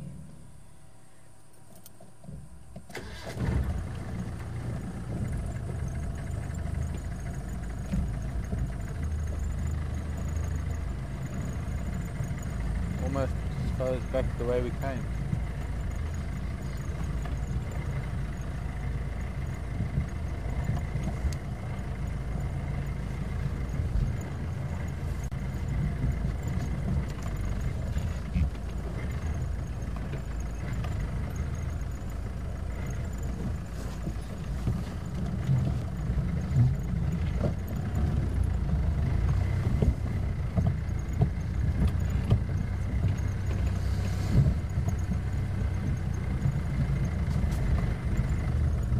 Another juvenile sandfeld lizard. It's a bit more open. I don't know if we'll get it though. No, it's run away.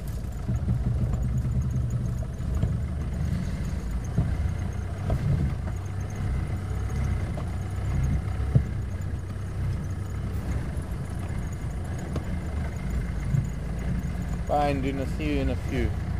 About an hour maybe. Don't go anywhere. Don't finish your food too quickly.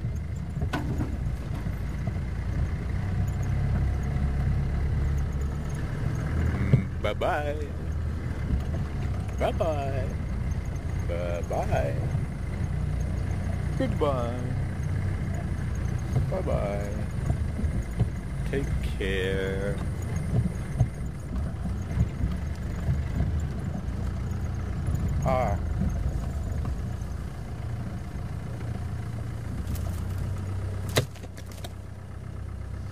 I'm sorry, Terminali, I'm just borrowing a branch. I'll bring some wood glue later and put it back. Jimmy, didn't get the second part of it. Kimmy just filling in for me, or filling me in rather. Kimmy saying that when chicks engorge themselves, they then fall off, and a few days of lack of blood, they go back to a normal size and they're able to move around again. Thanks, Kimmy.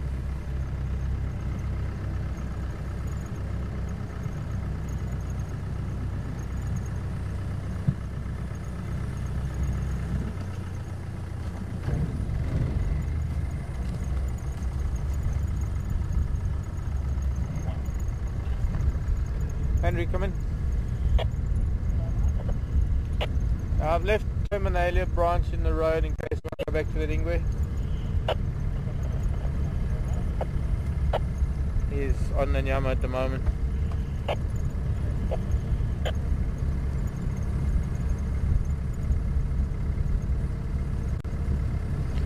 Kimmy wanted to know what age they... Oh, there's a fire. And that's where there was a lot of lightning and thunder. There was a lot of lightning and thunder there, so it could have sparked a fire. What age will they mate?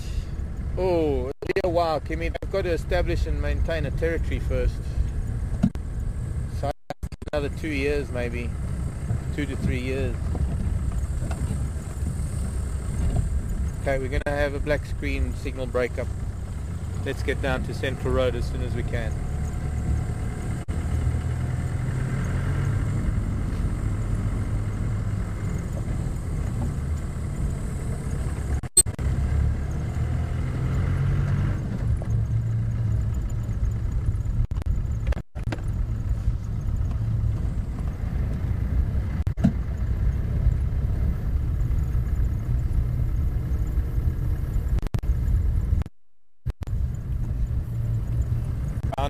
Fisher just flew past with something in its beak. I wonder if it's going to a nest.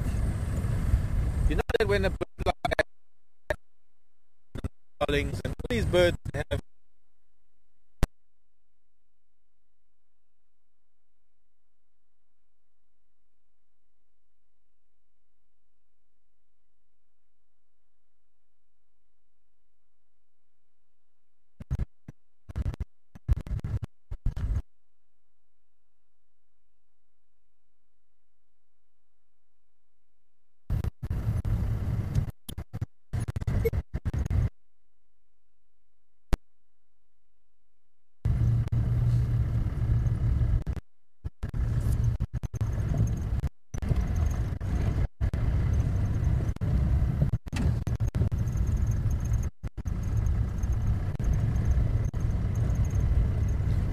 I think we're in for a sunset of note tonight.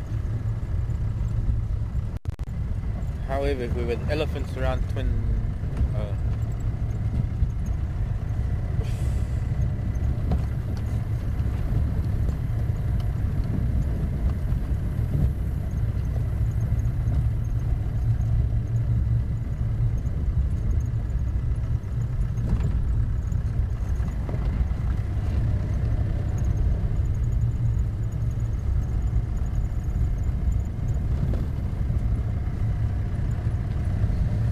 Dung slalom. Does better mean we're okay?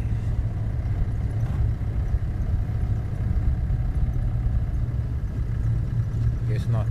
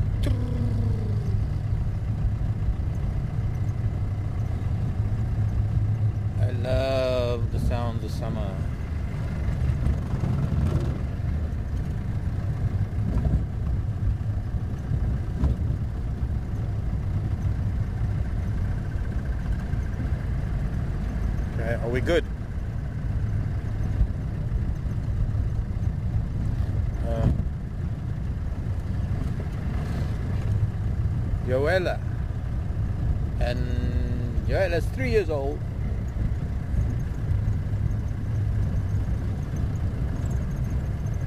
Wants me to find an elephant. Okay.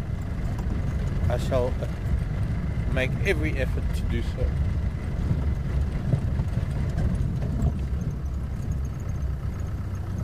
Sky is aiming for a pretty fancy sunset this evening, but if I'm going to find an elephant, we might not see the sunset. I have to toss up between sunset or elephant.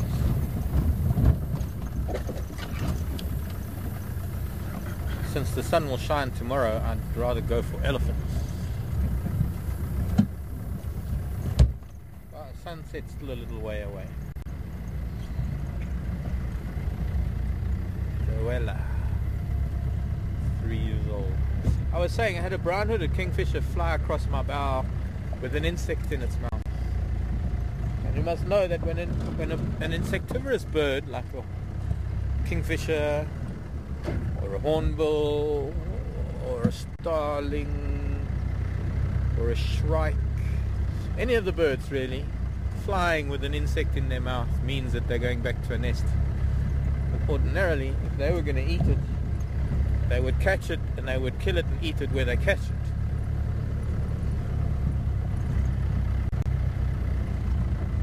So I wonder, should we do Vulture's Nest? Or I think Nyala Road South is a better bet. I prefer Nyala Road South. I like it better. Hello, lizard. Baby plated lizard at the hole in the termite mound. Funny how we're seeing so many of them. And you know, when you go off of this property, you don't see so many plated lizards, but you see more agamas. I went to Arathusa during the day one day, 2 weeks ago I think it was. 2-3 weeks ago. Sort of midday. It was something that I left in Ryan's car. I had to go and fetch it for driving that afternoon.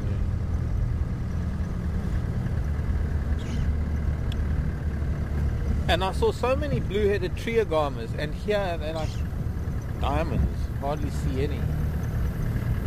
Yet I'm seeing more and more of these rough-scaled plated lizards than I've ever seen in my past.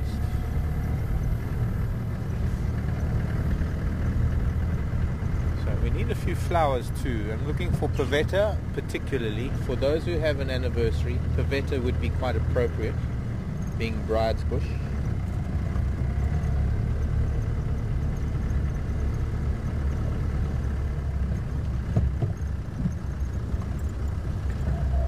Pentanisia would be nice because it has that sort of bluish, mauvish tinge to it that is a good birthday flower for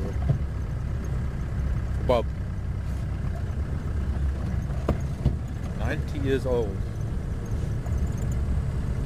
My word.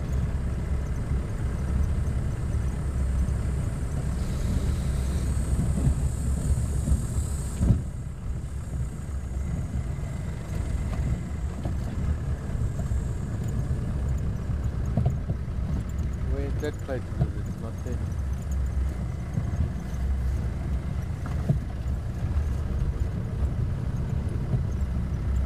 Ever found what?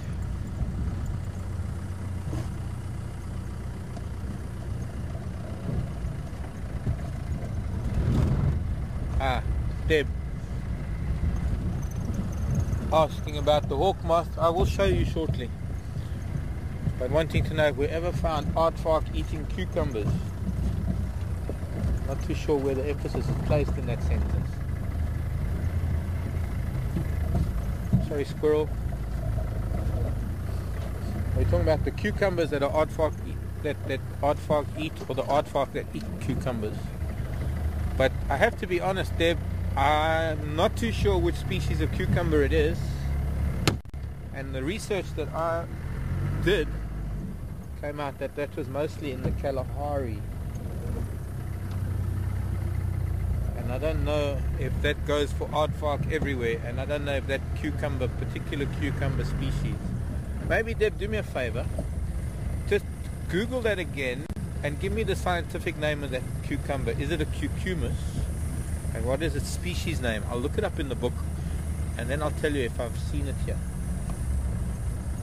whether we do have those cucumbers here.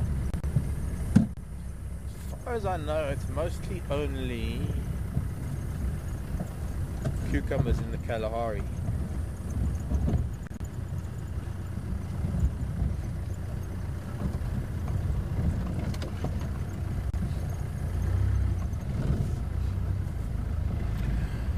There's a nice little rocky section down here in the drainage line, and I'm sure if we had to go there we would find things like rainbow rock skinks and maybe a tawny plated lizard or a giant plated lizard, different plated lizards to the plated lizards that we see.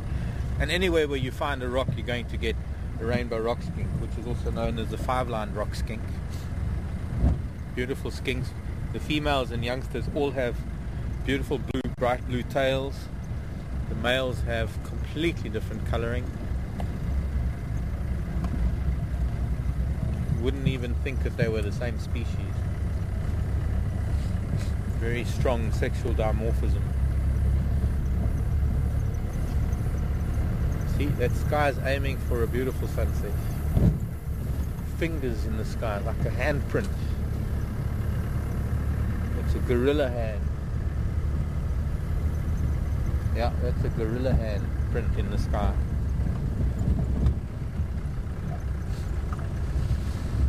I smell elephant.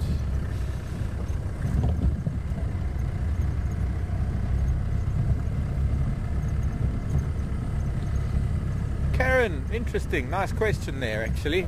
How far is the Timbavati from Djuma?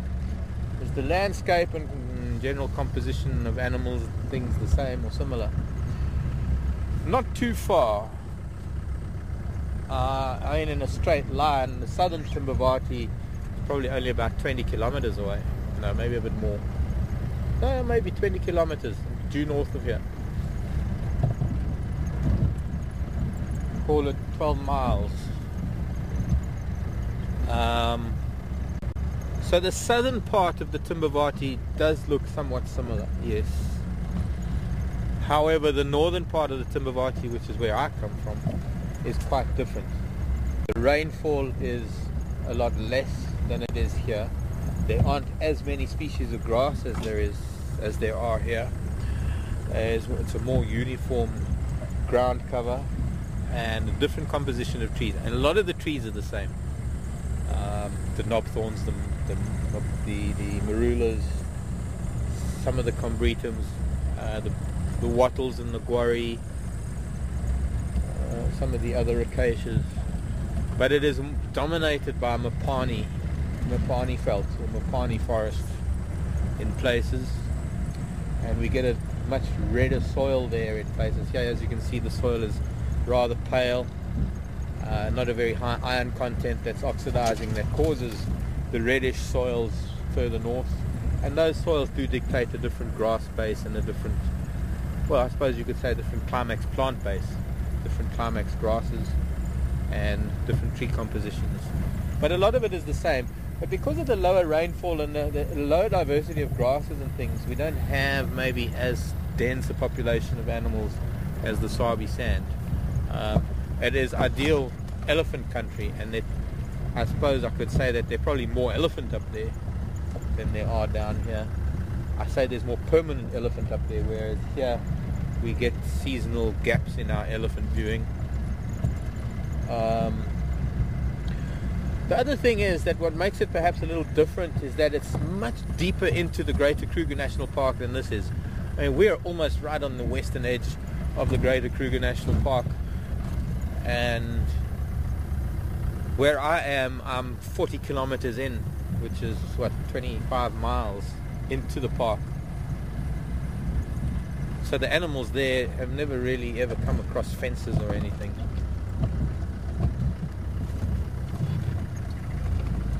Interesting to note, by the way, that Karula and Shavinzi are on a baby Impala kill, and so is Induna. And Ryan was telling me, I didn't know if he's got a kill, but Ryan was telling me that Mafufunyan is on Arathusa property. Didn't quite hear what he said that Mafufunyan was doing.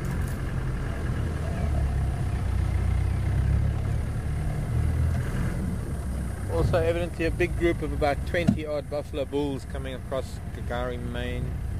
Did I just stutter there? Gagari, Maine.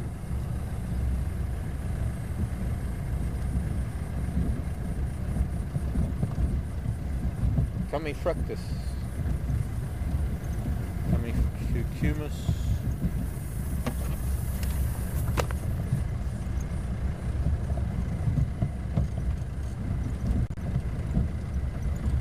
Rula and Shavinzi are eating their Impala on Elephant Plains on the other side of Triple M.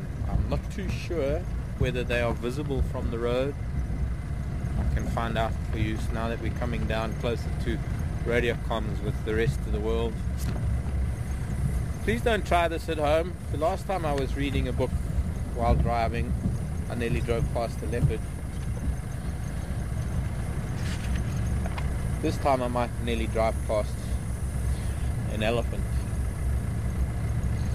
Cassandra, no, cucumis. What does it start? Is it a C or a G? Ah, see, as soon as I open a book, there's an elephant. There you go. Somebody wanted elephants. Hello everybody. It's me.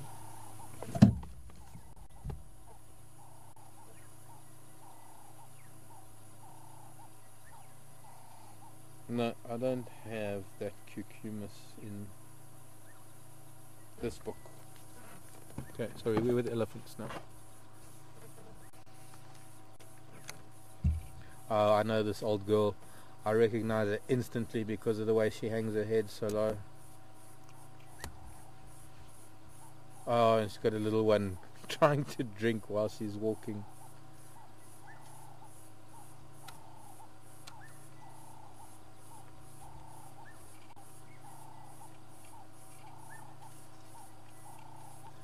It's not like there are that many branches on that leadwood, Mrs. Elephant. You have to really take all of them off.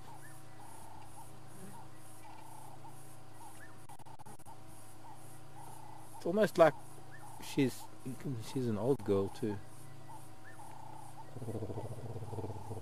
Oh, such a little one, only a couple of months old.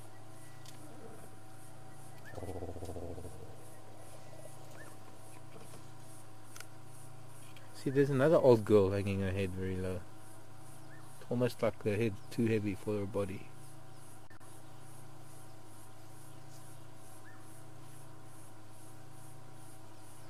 Sadly, it looks like we missed them at Twin Dams. Some of them are quite wet with mud.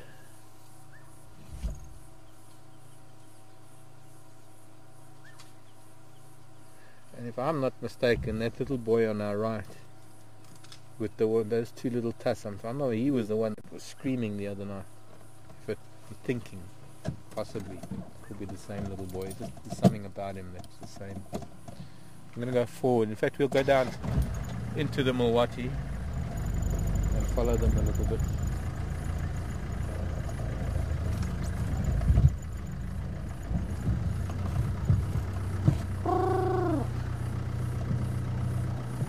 Hello, little boy.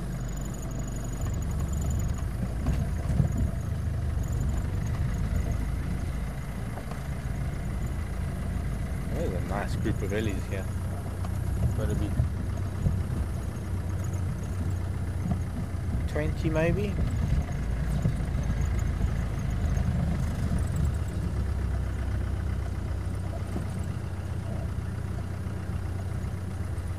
Hello children. You make me so happy. There's that little one. You make me so happy.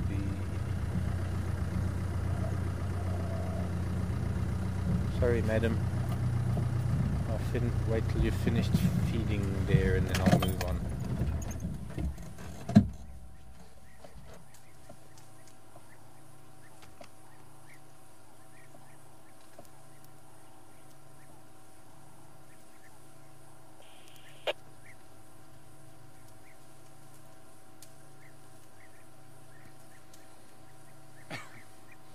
Just quickly, before it gets dark. Silver-lined hawk moth. dyed and dried. It's got beautiful silver stripes on its wings and silver patches on its abdomen. And what I've tried to do is I've tried to expose its hind wing to show you this very distinct red patch that it will show in displays as a defense mechanism. Hello, little one. Actually, I suppose you could have even been the one that was shouting the other night, but this could be a completely different herd. There's that little one.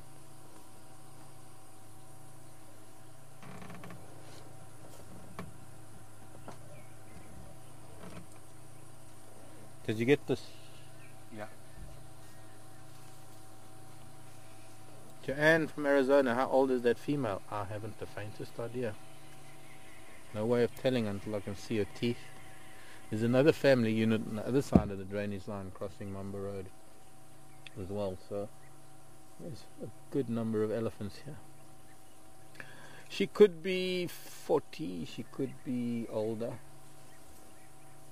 Gee, he could even be the one that was shouting, two little straight tusks. Hard to tell these things unless we've got a really good idea of a particular marking or something. See, now another big family group. So this is a big herd. This is a fair sized group of ellies all moving north up along the drainage line, capitalizing on a lot of this vegetation that is now getting very green. The trees that tend to grow in these riparian areas are somewhat different to the trees that grow out in the sandier soils. These are trees that tend to grow in the denser, more clayey soils.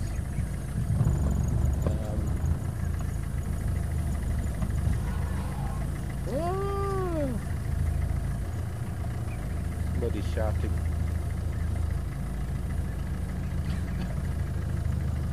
I'm going to get to this little one here with this old lady. Unfortunately, I can't tell how old she is. It's quite hard once an elephant reaches maturity. It's quite hard to guess their age.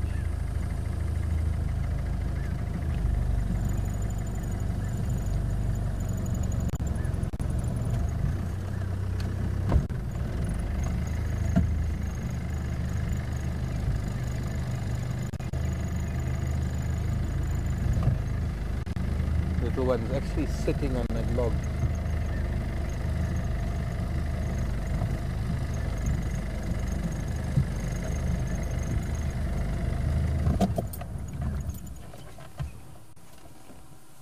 Oh, she's getting a little bit testy with that youngster. He's putting his nose where it doesn't belong. Mainly what he did was he approached a tree that she wants to feed on before her, and there are courtesies and manners required in elephant society, and discipline is a very important facet of their lives. When it comes to feeding and water, an old lady like that won't tolerate a youngster getting somewhere before her. What is interesting is that she's quite an old girl, yet she's got such a new baby. And I must take a photograph of her. I need to actually have a look, because if I'm not mistaken, the last time I saw her, she didn't have a baby. Her baby's only a couple of months old.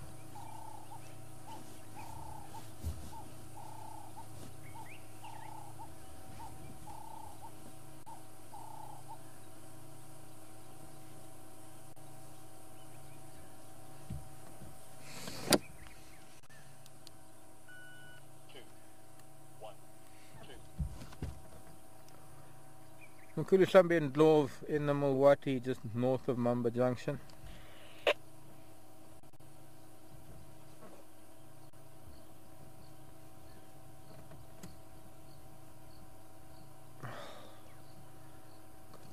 Some serious itch on my leg. I don't know if it's a mosquito bite or something. Okay, let's move up a little. I'd like to just watch her and the baby for a while.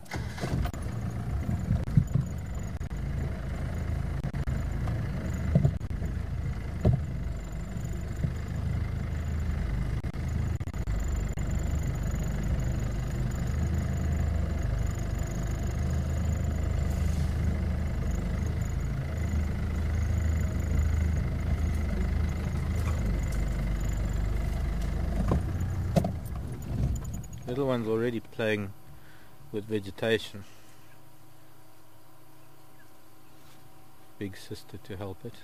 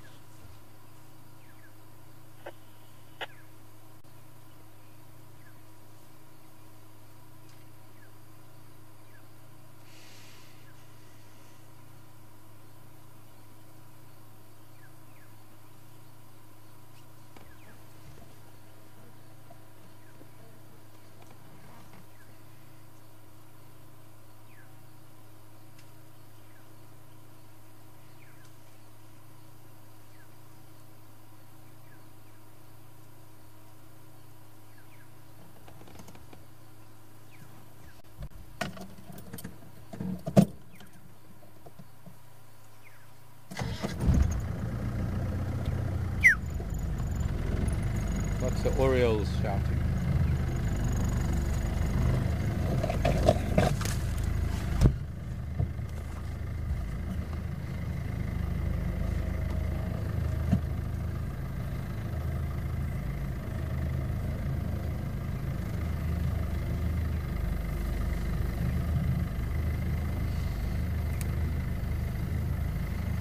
This is not a thorn, by the way. From the sickle bush. This is a spine.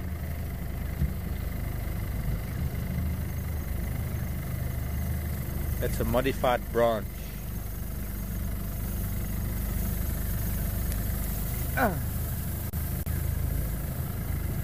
This is a thorn.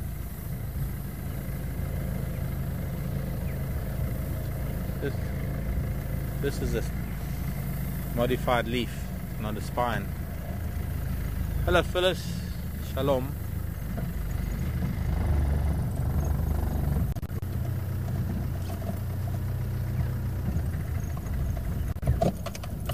Sorry old girl, I just wanted to get a photo of you and it's too late now. Phyllis wanted to know if elephants are fertile all life long or do they go through menopause. As far as I know, elephants,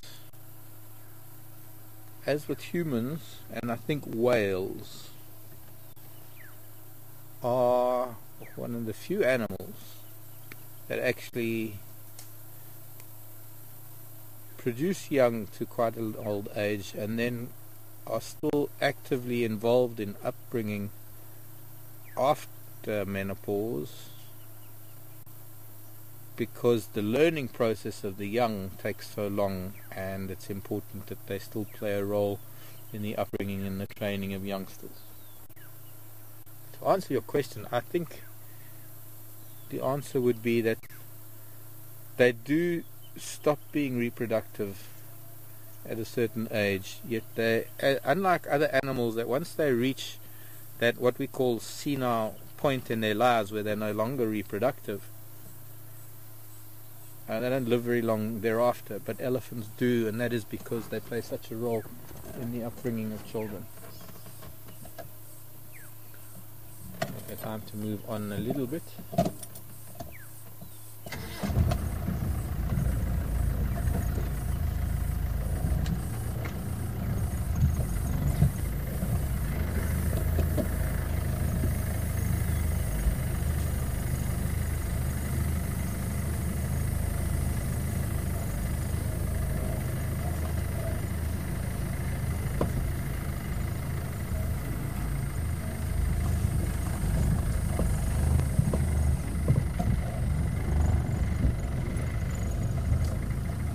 Little one's playing with some sedge grass. Can you see it yet? Is it small?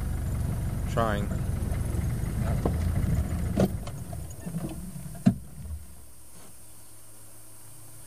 Those tall, just to the right, where that little one's backside is, tall sedges known as Cyperus, C-Y-P-E-R-U-S, Cyperus distans.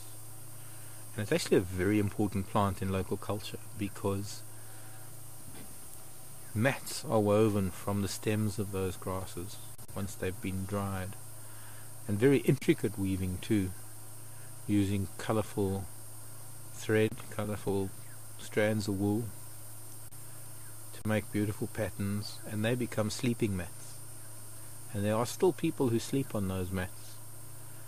Patrick, I remember, for those who've been with us for a while, we used to have a guide named Patrick from a village outside the reserve. Patrick grew up on a sleeping mat made out of the cypress or the sedge grass. I've got a number of them at home. In fact, got a friend back home who actually makes them. Only problem is that nowadays she's gone a little bit modern and psychedelic, and it's no longer the beautiful ones of old. She wraps the stem in shiny chip packets, chips and crisps and knickknacks and things. So they become very colourful and very interesting, and obviously maybe provide a little bit more insulation against the cold floor. But they aren't as nice as the old ones of long ago.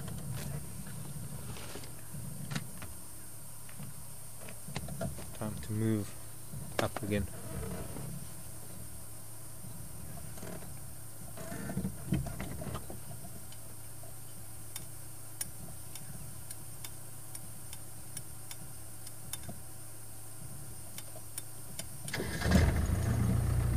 Okay, try and spell that lodge for me.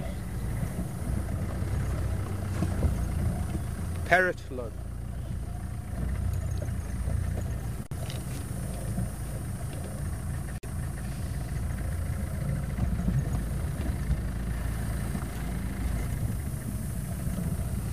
Ntabiso.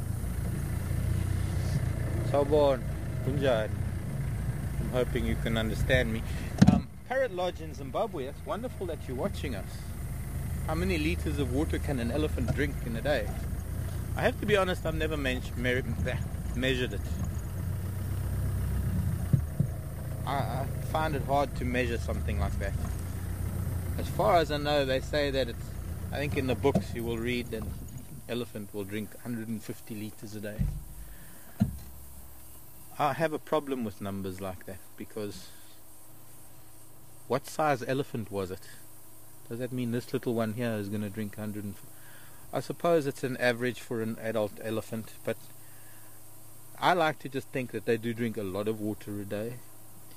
They do drink a lot of water. It is 100 and something. It is a lot of water. I think it would be hard to measure it in the wild. I think it's easy to measure it in a zoo, because in a zoo you can give them 50-litre buckets and count how many buckets you give them and how much they finish.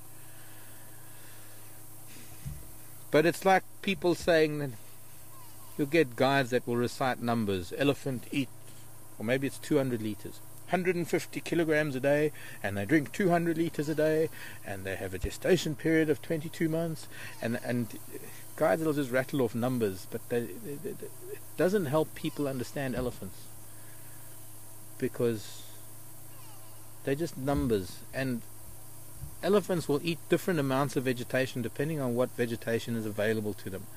And because they eat such a variety of vegetation, from leaves to bark to roots to branches to grasses. I mean, if an elephant is eating mostly grasses one day and mostly bark and roughage the next day, it's going to be a completely different weight in the food that they're consuming. And that's why I don't really like numbers. To me, it'll suffice to say they eat a lot and they drink a lot. I have to be honest, I don't see any need to put a figure to it. I mean, that's just my personal opinion. And I know that a lot of people like to have figures. People like to have very specific numbers. And the books show numbers, but it's an example. It's not to say that every elephant does that every single day. Not like an elephant goes to water and drinks drinks around 200 liters every single day. One day it might drink 100, and another day it might drink 300. Come, little boy, are you going to stay behind that bush? Because I want to catch up with your mother. What I can do is we can go, yeah, let's do that actually. I'm going to go back up onto the road and we'll go around to Spaghetti Junction and come back into the riverbed and watch them approaching us from the other side, rather than seeing the backside of the elephants. And Taviso, very nice to hear from you in Zimbabwe. Parrot Lodge, I'm going to hope you've got a website. I'm going to look it up when I get back.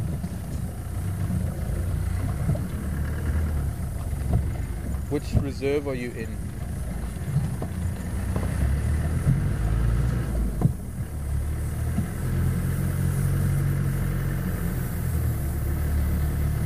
See, we can't stay with these elephants for too much longer because it's starting to get dark, and I don't want to be with the ellies in the dark, especially with the little one. We're not going to be able to see anything because I'm definitely not going to put lights on them. And as it starts getting dark, I'd like to make our way back to Induna male leopard and see what he's doing on his kill in the tree, because I've no doubt that hyena would have come and found that leg that dropped, and Floppy the hyena might be at the base of the tree waiting for another scrap to fall.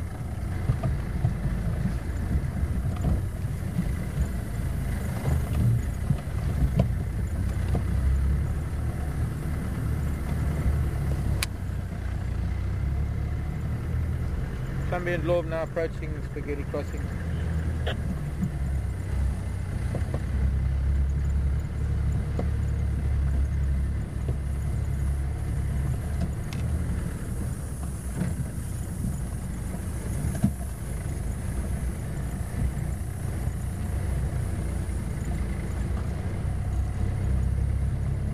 Spaghetti Crossing, Spaghetti Junction, the place where there's spaghetti.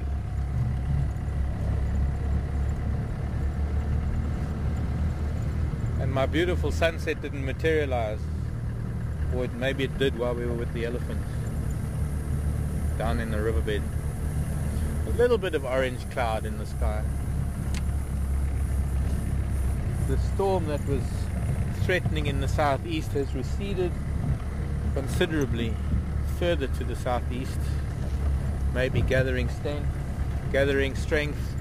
to make a second onslaught later this evening when it's not so hot and the heat doesn't keep it away.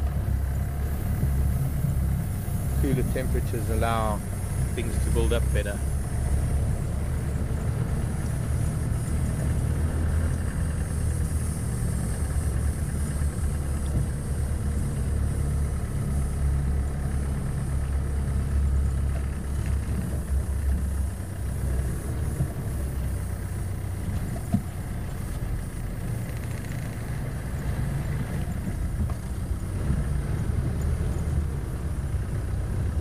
Hello Sharon in Tampa, down in Florida. Florida. Gosh, these ellies are moving fast. They're already here. Are baby elephant born with teeth, or do they emerge later on? And the answer there is they're born with their baby teeth, but they lose them fairly quickly when the adult teeth start coming in after this first year.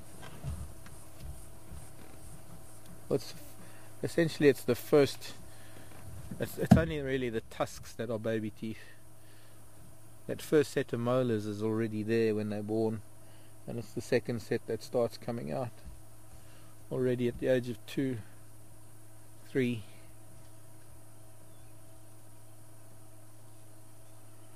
Now this is the front of the herd. We were with that female and that youngster towards the back of the herd because they must still be down the riverbed some distance. And these guys are all moving into thicker vegetation. Let's just drive down the riverbed a little bit and see if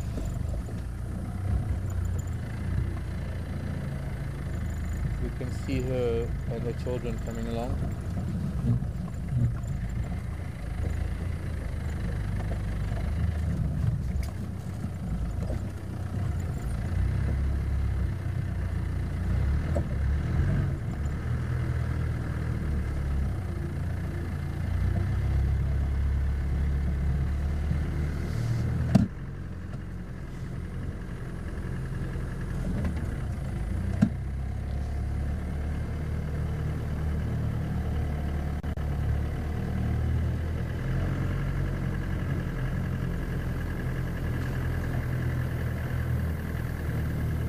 What's so remarkable is that this whole herd has totally disregarded our presence. They're so busy feeding. This wonderful smell of elephant. I can go to bed tonight, but the smell of elephant in my nostrils, I don't know if any of you realize what that means to me. And I know, I live with them most of my life. When I go away from here on Friday, I'm hoping that I will go home and I see very small footprints there. Maybe this female's already moved on. I mean, we were just over there, so she might have already moved that way because there were some very small footprints behind me. Unless there is another youngster here. I have no doubt that shortly after getting home I will have elephants around me, but it's been a while since I've gone to bed at night with the smell of elephants in my nostrils. And not only the smell of them, but the reverberations of their sound in my chest, and the memories of there's hyena. Hello, hyena. Lucky the Ellies didn't find you. No, I think, yeah, that must have been the baby's prince that I saw now. And I would say that this is one of Floppy Ear's children, because it's one of the oldest of all the cubs.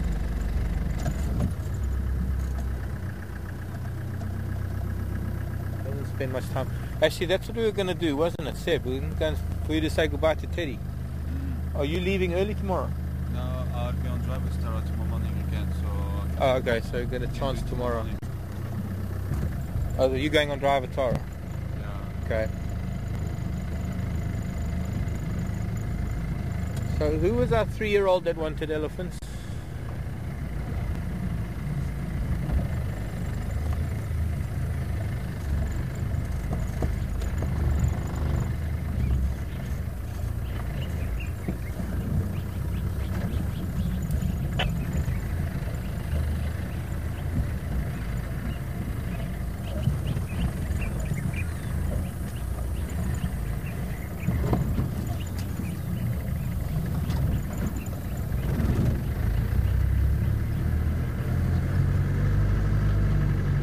How do you spell it?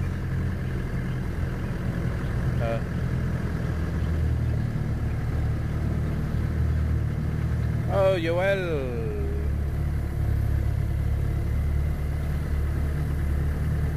Glad you saw your Ellies,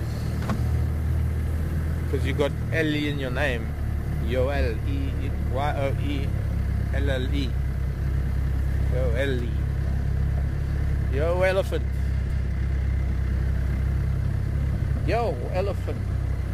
Yoel. Yoela. One day you'll come to Africa when you're a little bit older and you'll see an elephant.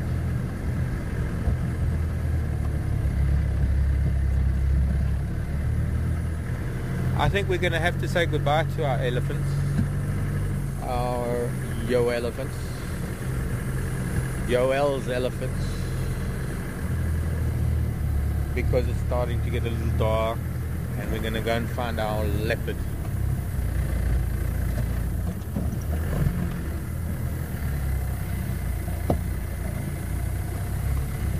Before we go to bed. Bye children, thank you. Can't see any of them. You know, if we had to drive through here right now, we would never know that there were 20 or 30 elephants here only minutes ago. Cannot see a single soul. They've all dissolved into the bush. Quite amazing how such large animals can disappear. Hello Helen. No Joyzy.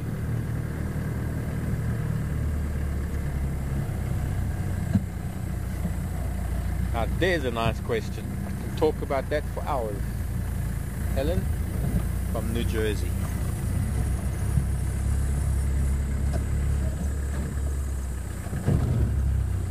What animals have the greatest maternal instincts? Well, I think mothers of any species would argue that they do. But what I can tell you... Oh, they're still here on Vulture's Nest. We'll idle or sidle? We'll sidle past them. We'll slip past them quietly. Obviously, elephants have a very great maternal instinct. But I have to tell you that some of the smallest creatures have got exceptionally strong maternal instinct. Bye-bye, children. Bye-bye, Ellies. Here's a little boy. They're moving up towards Nyala Road South. No doubt they're going to get to the likes of Buffelshoek Dam sometime this evening for a drink under starlight. Do you know that scorpions have one of the strongest maternal instincts? Oh, here's a flower. Finally, the flower for anniversaries, birthdays, the flower of the day. I love this flower. This is one of the gladiola. I'm not too sure which gladiolus. And if it's only starting now, in the next few days, we're going to see some of them where the whole head is going to be. Let's just give it a bit of light.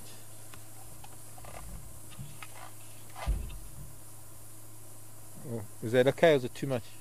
Nice. A little bit dry. Give us a bit more rain, the flower will be a little bit bigger and the others will be open. Actually, I can see a whole little patch of them underneath that bush willow to the left, but it's underneath.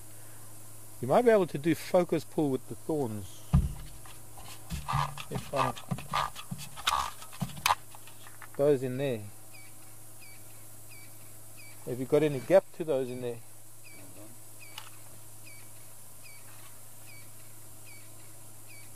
Yeah, got them.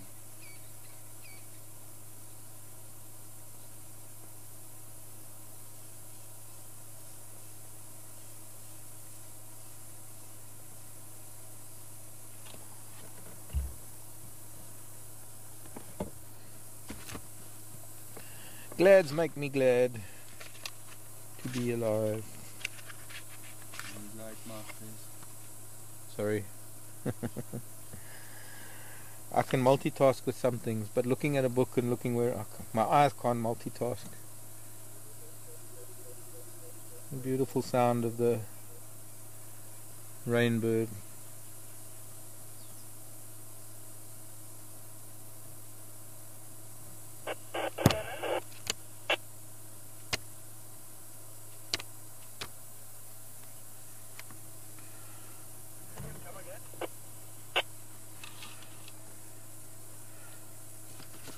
Not that one. Not that one.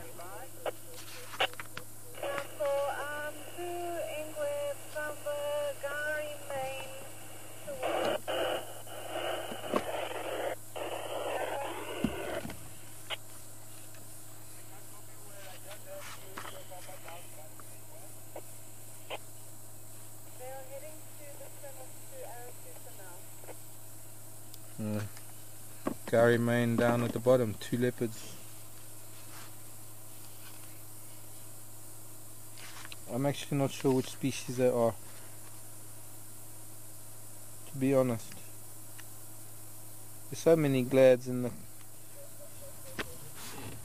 Anyways, I'll try and find them. I know last year I had a problem finding them as well.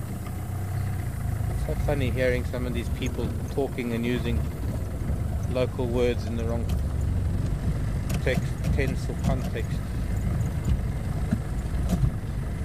Come, lights on. Thank you. Now, I was saying elephant something before I was rudely interrupted by myself.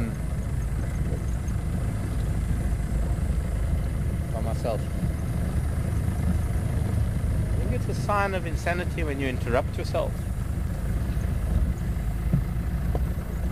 Yes, maternal instinct. Scorpions, spiders, wasps. Some of the smallest creatures that have a very strong maternal instinct. In terms of providing shelter and food for their offspring. But scorpions more so, and some of the spiders like wolf spiders and nursery web spiders, more so in that they actually provide protection and food for the young. All mammals, I think it is a characteristic, it is one of the things that make mammals mammals. That very fact that a mammal has mammary glands, produces milk and suckles her young is an indication of a strong maternal instinct. And that bond that must develop. I don't think a man will ever know what that bond could feel like between a mother and a child through the act of suckling. I think, well, no, I mean that's even after the carrying the child. Excuse me, Franklin, but you want to sort of move off the road, perhaps, please?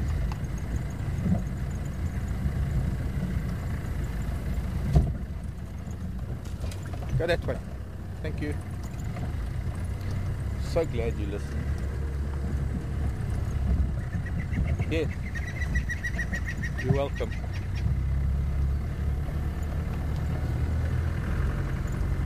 Obviously, some of the mammals, the maternal bond is stronger in some and weaker in others. In terms of how far a mother will go to look after, protect, and care for its young. And we have a look at giraffe. Oh, what's that? Something ran through here. Oh, Impala and a baby. 3. That's unusual. 2 adult females, 3 babies. I'm not shining my light though. 2 female Impala, 3 babies. Okay. That kind of leads to one thinking that maybe there are twins. Giraffe are not really known for their maternal care. They have the maternal instinct, but when it comes to the actual maternal, no, there are 3 adult females. I'm sorry, there were only 2 that were running with the little ones. The other female must have been running off to the side. But it's getting dark. I'm not going to shine the light on them, especially those little ones.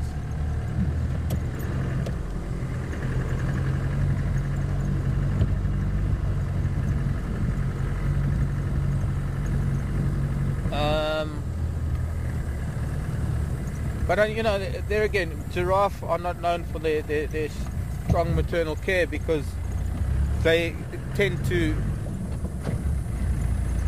It tends to be more visible when giraffe leave their youngster and go off and browse and then come back to suckle.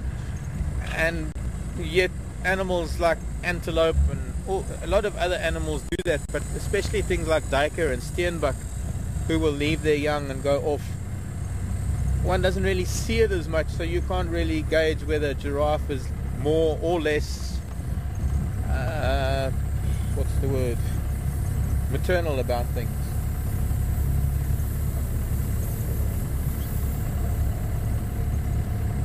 Birds. There are even fish that show strong maternal bonds. I mean, all of the mouth breeders, for example, the cichlids, we have some in the big tank at Parental, and I'm fascinated every time I'm there for dinner watching these tilapia when they do have youngsters, and how the little ones fight to get into their mother's mouth when they feel threatened, or how the mother will open her mouth and get all of her babies in her mouth. I mean, that is a fair amount of maternal care and maternal instinct there in itself. In some snakes there's maternal care. Pythons are known to watch over their young. Crocodiles show some of the most meticulous maternal care in any of the reptiles. In fact, perhaps more so than some of the mammals, in that crocodiles are very gentle with their young, particularly when they're hatching and they're moving them down to the nursery water, and how they will keep vigil over their young in the nursery water for a couple of months, 6 months even, until the youngsters can fend for themselves. So It is a very interesting subject. It's something that I've always thought about. It's something, especially with my passion for the very small things and the amount of time I spend watching wasps and spiders.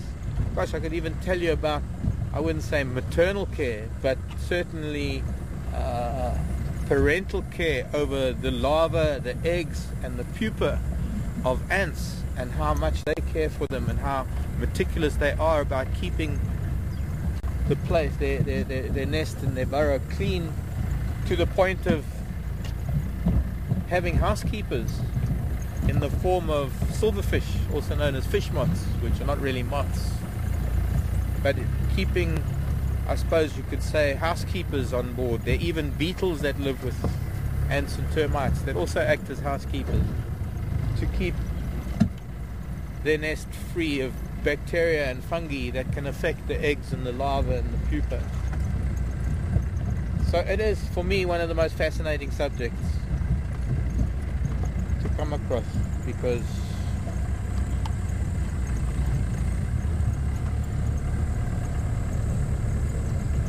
well, it just is.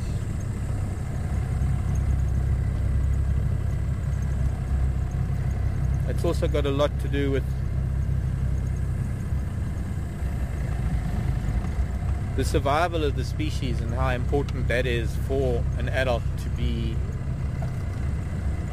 protective over its young, no matter what species it is, and how some species have evolved to not show any parental care whatsoever. And most lizards, for example, lay their eggs and leave. Even some of the skinks, who are live bearers, they'll give birth to their young and they'll just fend for yourselves, children, each to his own. And how successful they are as a species despite not having any parental care.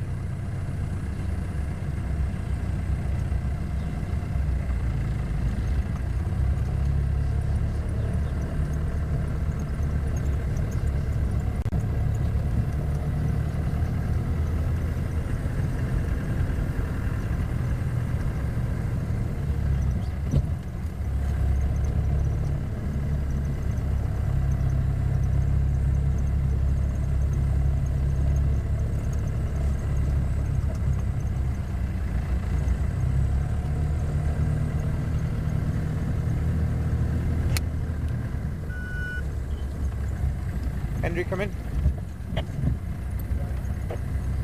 Where are you now?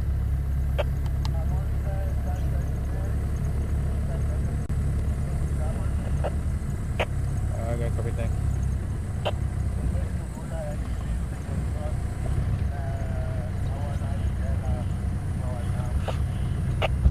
Okay, thanks. I'm a bit far. I'm going back to Induna.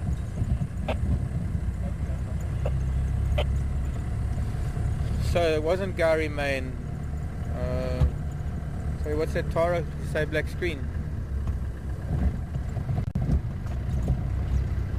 No doubt going to get a signal issue here. But if you can hear me, Shivinzi and Karula, even if you finished their kill and I've come across back towards the Impala Road, that will be Tara's mission to them.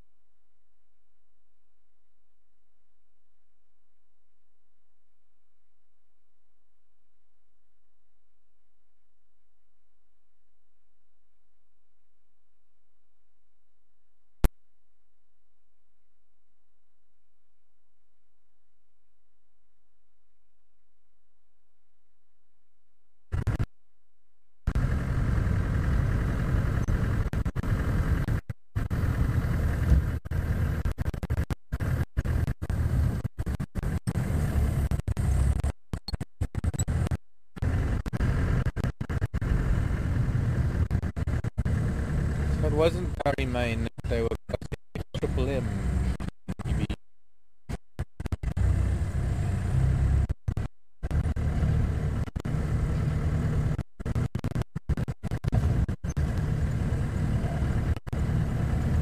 I wondered how they could get to Gary Main so quickly.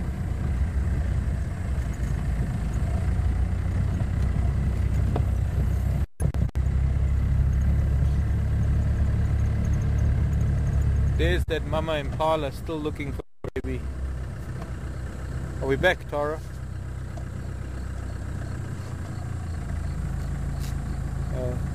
That mama Impala looking for a baby. Quite bad. A good chance Induna is going to catch her later, maybe.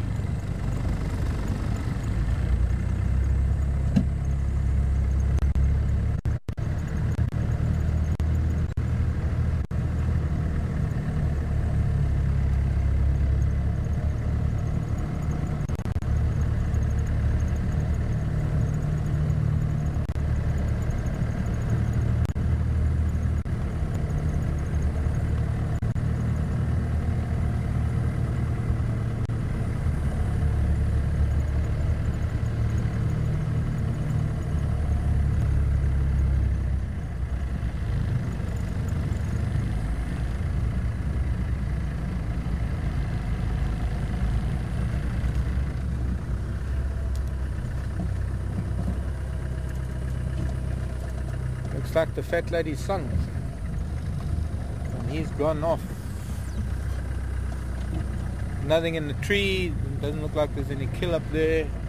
Means he might be walking down to get some water back to Tamboti Dam, or no sign of him here.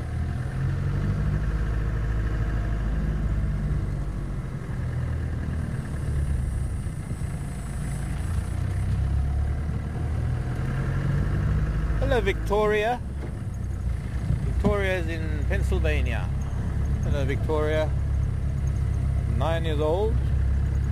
Nearly getting to 2 figures, Victoria. Do elephants stay awake all night? Pretty much, they do, yes. They might rest for short periods, but they pretty much stay awake.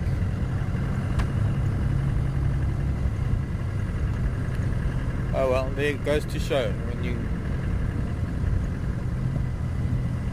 a leopard in the hand is worth 2 in the bush. We've lost him. Not even a sign of floppy here. So it could be he's heading down towards one of the dams. Down in this dip ahead of us we have on the right hand side Tamboti Dam, and then towards the left further down south is Gari Dam. So whoever's zoomy this evening, keep an eye out. Induna might come back. Although he was here and he was headed that way, so there's also a chance that he's headed east and he's gone towards Buffelshoek Dam. Yeah. On second thoughts,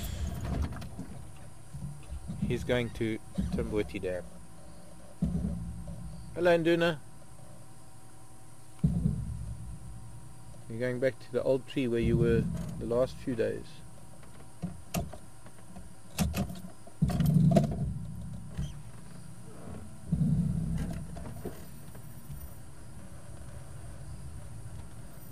Holly wants to know if any of the antelope can give birth to more than one baby at a time. Not usually, Holly. Nature has it that they mostly only give birth to one. Occasionally I think you might find twins, but very seldom. The problem with twins is that it's harder on the mother to feed 2, and the chances of 2 surviving are less than the chances of 1 surviving. Even if one of them dies, 2 of them will be smaller than 1. So it's not something nature does very often. Even though you might think that it would make more it would make more adults if they all gave birth to 2, twice as much milk, and she's got to it drains her more. It's just harder effort to raise 2. I think he's going to go to Tamboti Dam.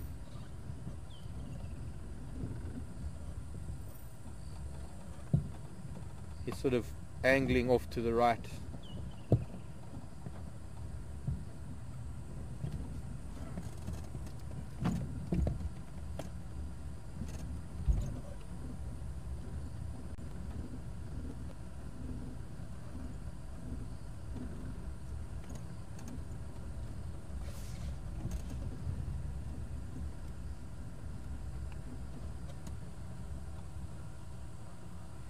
Peggy wants to know if I ever saw a baby elephant being born. I haven't seen anything being born, Peggy. I've lived in the bush most of my life.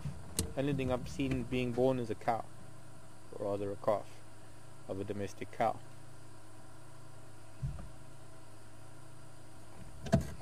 Yeah, he's cutting through the bush now to go towards Tamboti Dam.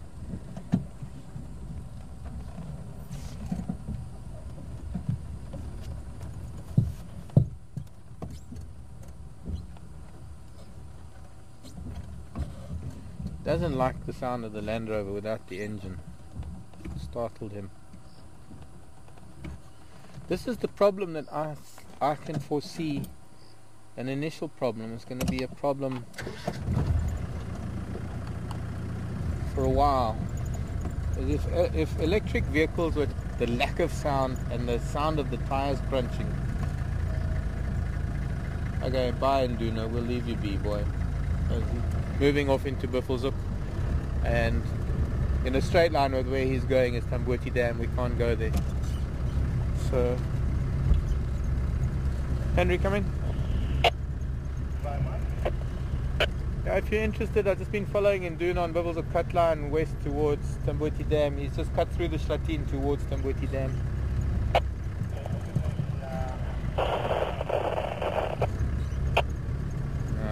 Can't hear that.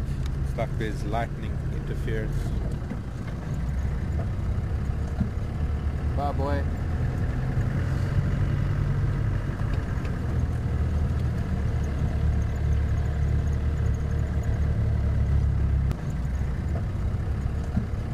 Bye, boy.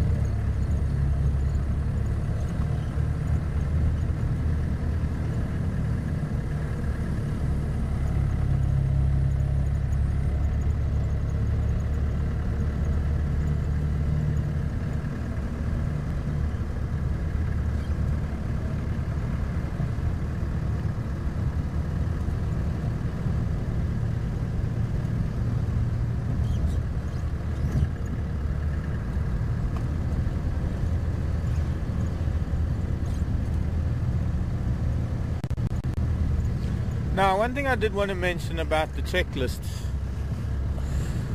You know, when we started it all, we were under the impression that we were going to be continuing and it would be a few weeks of checklist challenge, and then we'd have a week of summing it all up and maybe looking for one or two species in case it was a tie.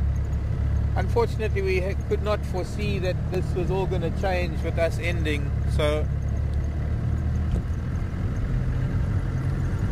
it's kind of fallen flat in a way, because I have no idea how many drives I did. I have no idea how many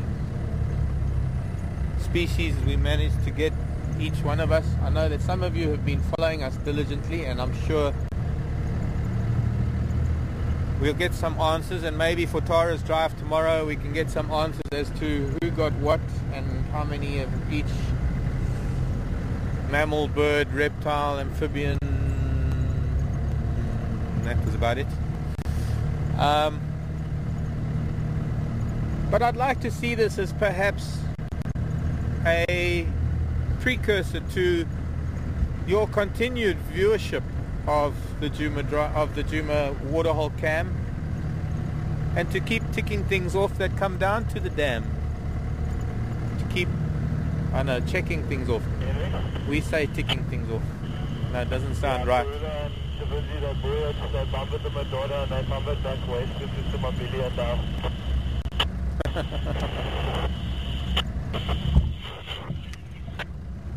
Ryan, come in. Ryan, come in.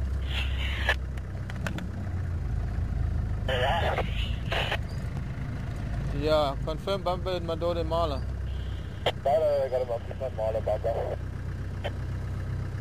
Okay, copied. Oh, they went to fetch the young Madora. Yeah, well, they said that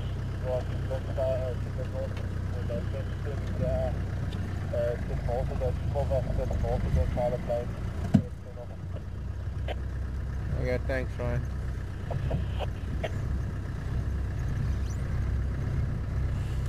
I thought he said they bumbered the Madora, but they did. But I think he used the wrong terminology. He meant they went to find Shivambalana, and they've taken him back to the kill, back onto Simbambili. So there's not even much point in trying to rush up there. They briefly came across while we were with Induna, or between the elephants and Induna. We're on Gallagher shortcut.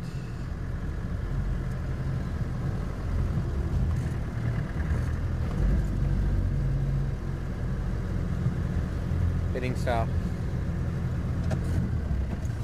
A big bank of cloud in the south that looks like a mountain.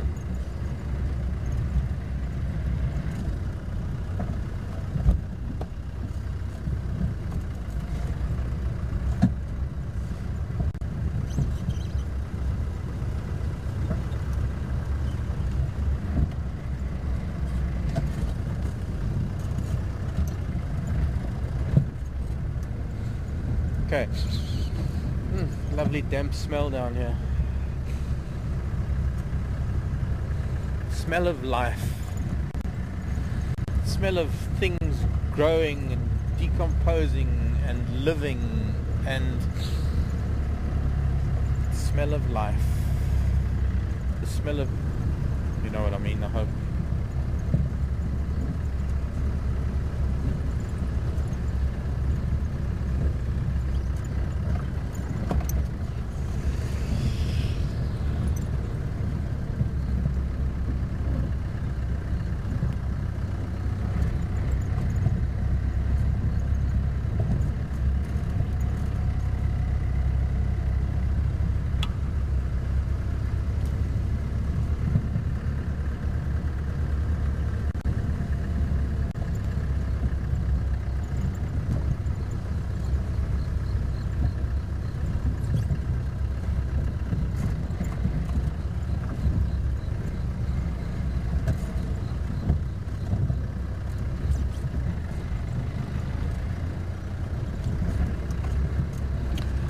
To go past, I wanted to find a nursery web spider for you.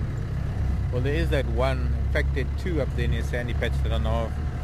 There are lots of them, but it's a lot easier when you know where specific webs are.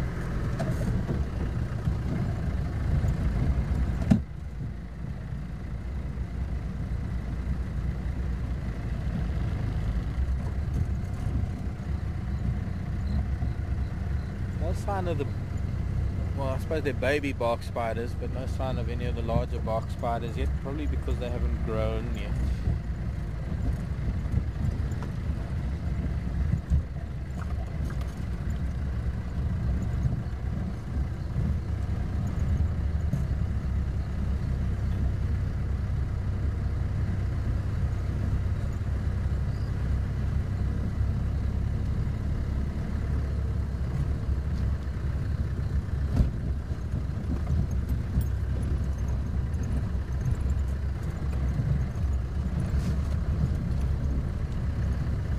Betty in Pennsylvania.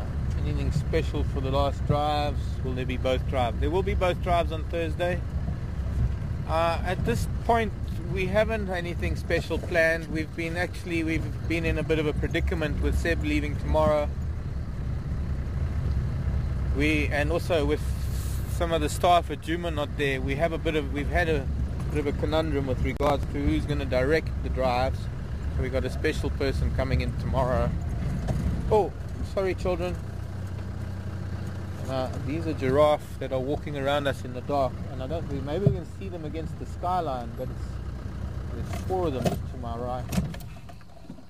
I don't really want to shine on them because giraffe will bump into trees in the dark. I don't know, can you see anything silhouetted? Not really, yeah. No, because they've moved behind bushes now. Sadly.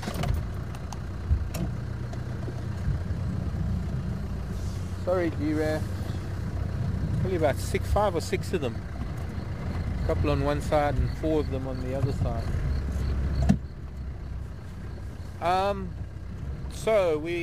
And it is only going to be Tara and I. The 2 of us, I guess, will be on drive for the last 5 drives, alternating, I suppose.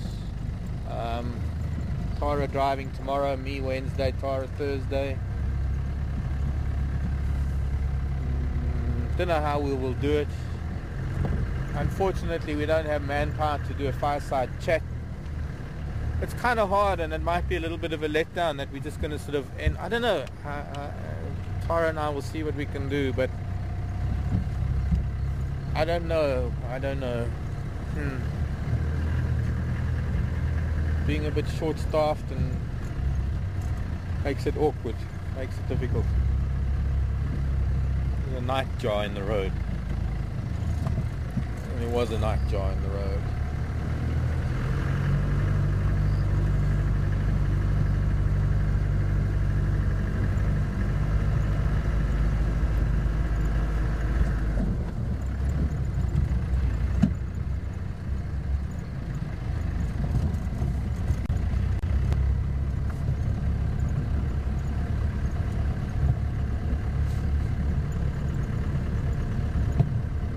Karula's got 2 days to come back here, say goodbye to us.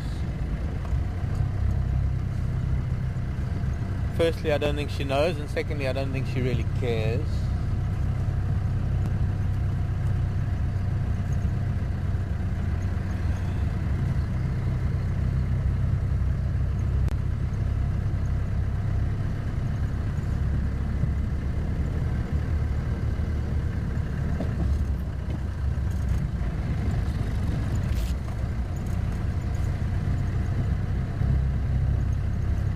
Go on with her life regardless.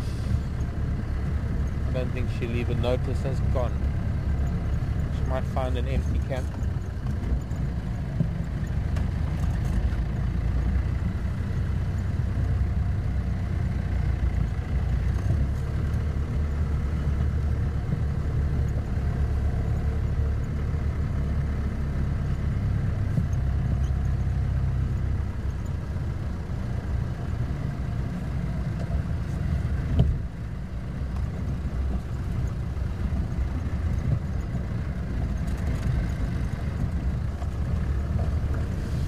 Okay, we'll just get to the open area, just see if there's anything on the open area, and then I'll say goodbye.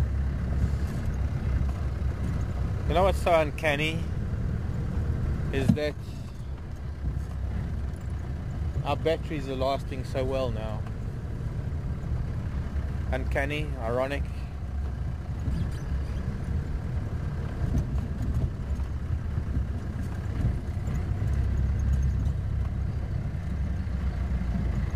Lots of Impala.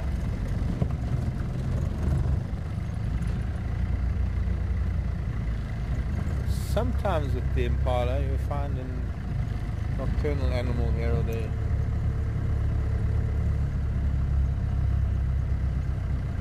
Like, what's that in the road? An Impala. Impala, lots of Impala. And more Impala. Nice little light show to the south again. Distant storm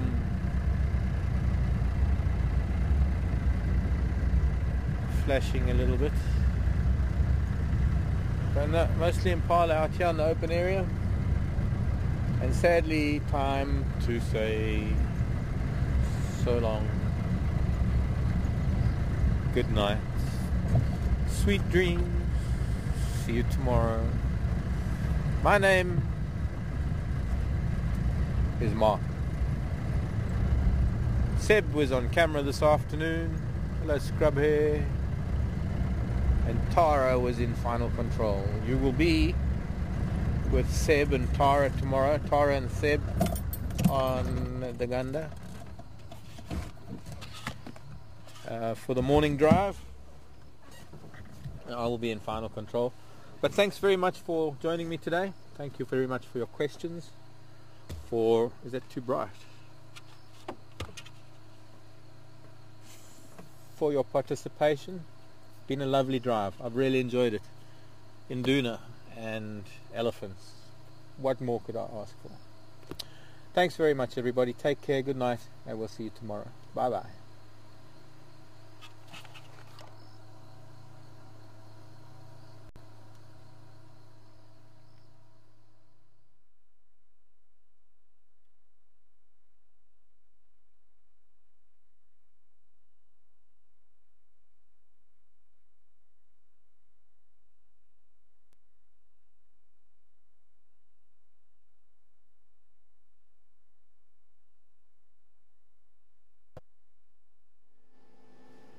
Hi everybody, this is Tara Final Control. Thank you very much for joining us. And we do have a special person to come in, but we'll let you see who it is tomorrow afternoon. But Seb will be with us. He's going to be joining me on camera. He said he'd prefer to go on the camera with me tomorrow. So he is going to be doing the camera. I'll be presenting, and hopefully we will find Crew and the Cubs. We'll definitely give it a good go anyway. See what else we can go and find tomorrow. But thank you very much, everybody, for joining us. And just let those of you know who aren't on Facebook, my blog page is up and running now. So if you would like to join that blog page, it's just tara-piri.blogspot.com. And you should be able to find the blog page from there. And that's where I will be posting blogs from now on, regardless of wherever I go. I will be posting blogs there, even if I do post on other blog sites as well. All my blogs will go on there, so everyone can keep up to date with what's going on. And also, if anybody would like calendars, then I do have the calendars out as well. As I say, I have kept the price low. It's just if anybody wants to enjoy the pictures. And I have also revised last year's calendar in case anybody missed that one with the children. Again, I've dropped the price. The funds won't be going to the children anymore. I've just dropped the price there, so if anybody did miss it and you want the pictures, then they are there as well. So that's on lulu.com. Just either put in Juma or Karula and you'll get to the calendars that way. But take care wherever you are in the world, and do join us tomorrow morning, 5:30 Central Africa time. Let's hope the storm pulls in and rains itself out before tomorrow's drive. Keep your fingers crossed. I, for one, would love to catch up with Karula and the Cubs before we say goodbye. So do take care and join us again soon. Bye for now.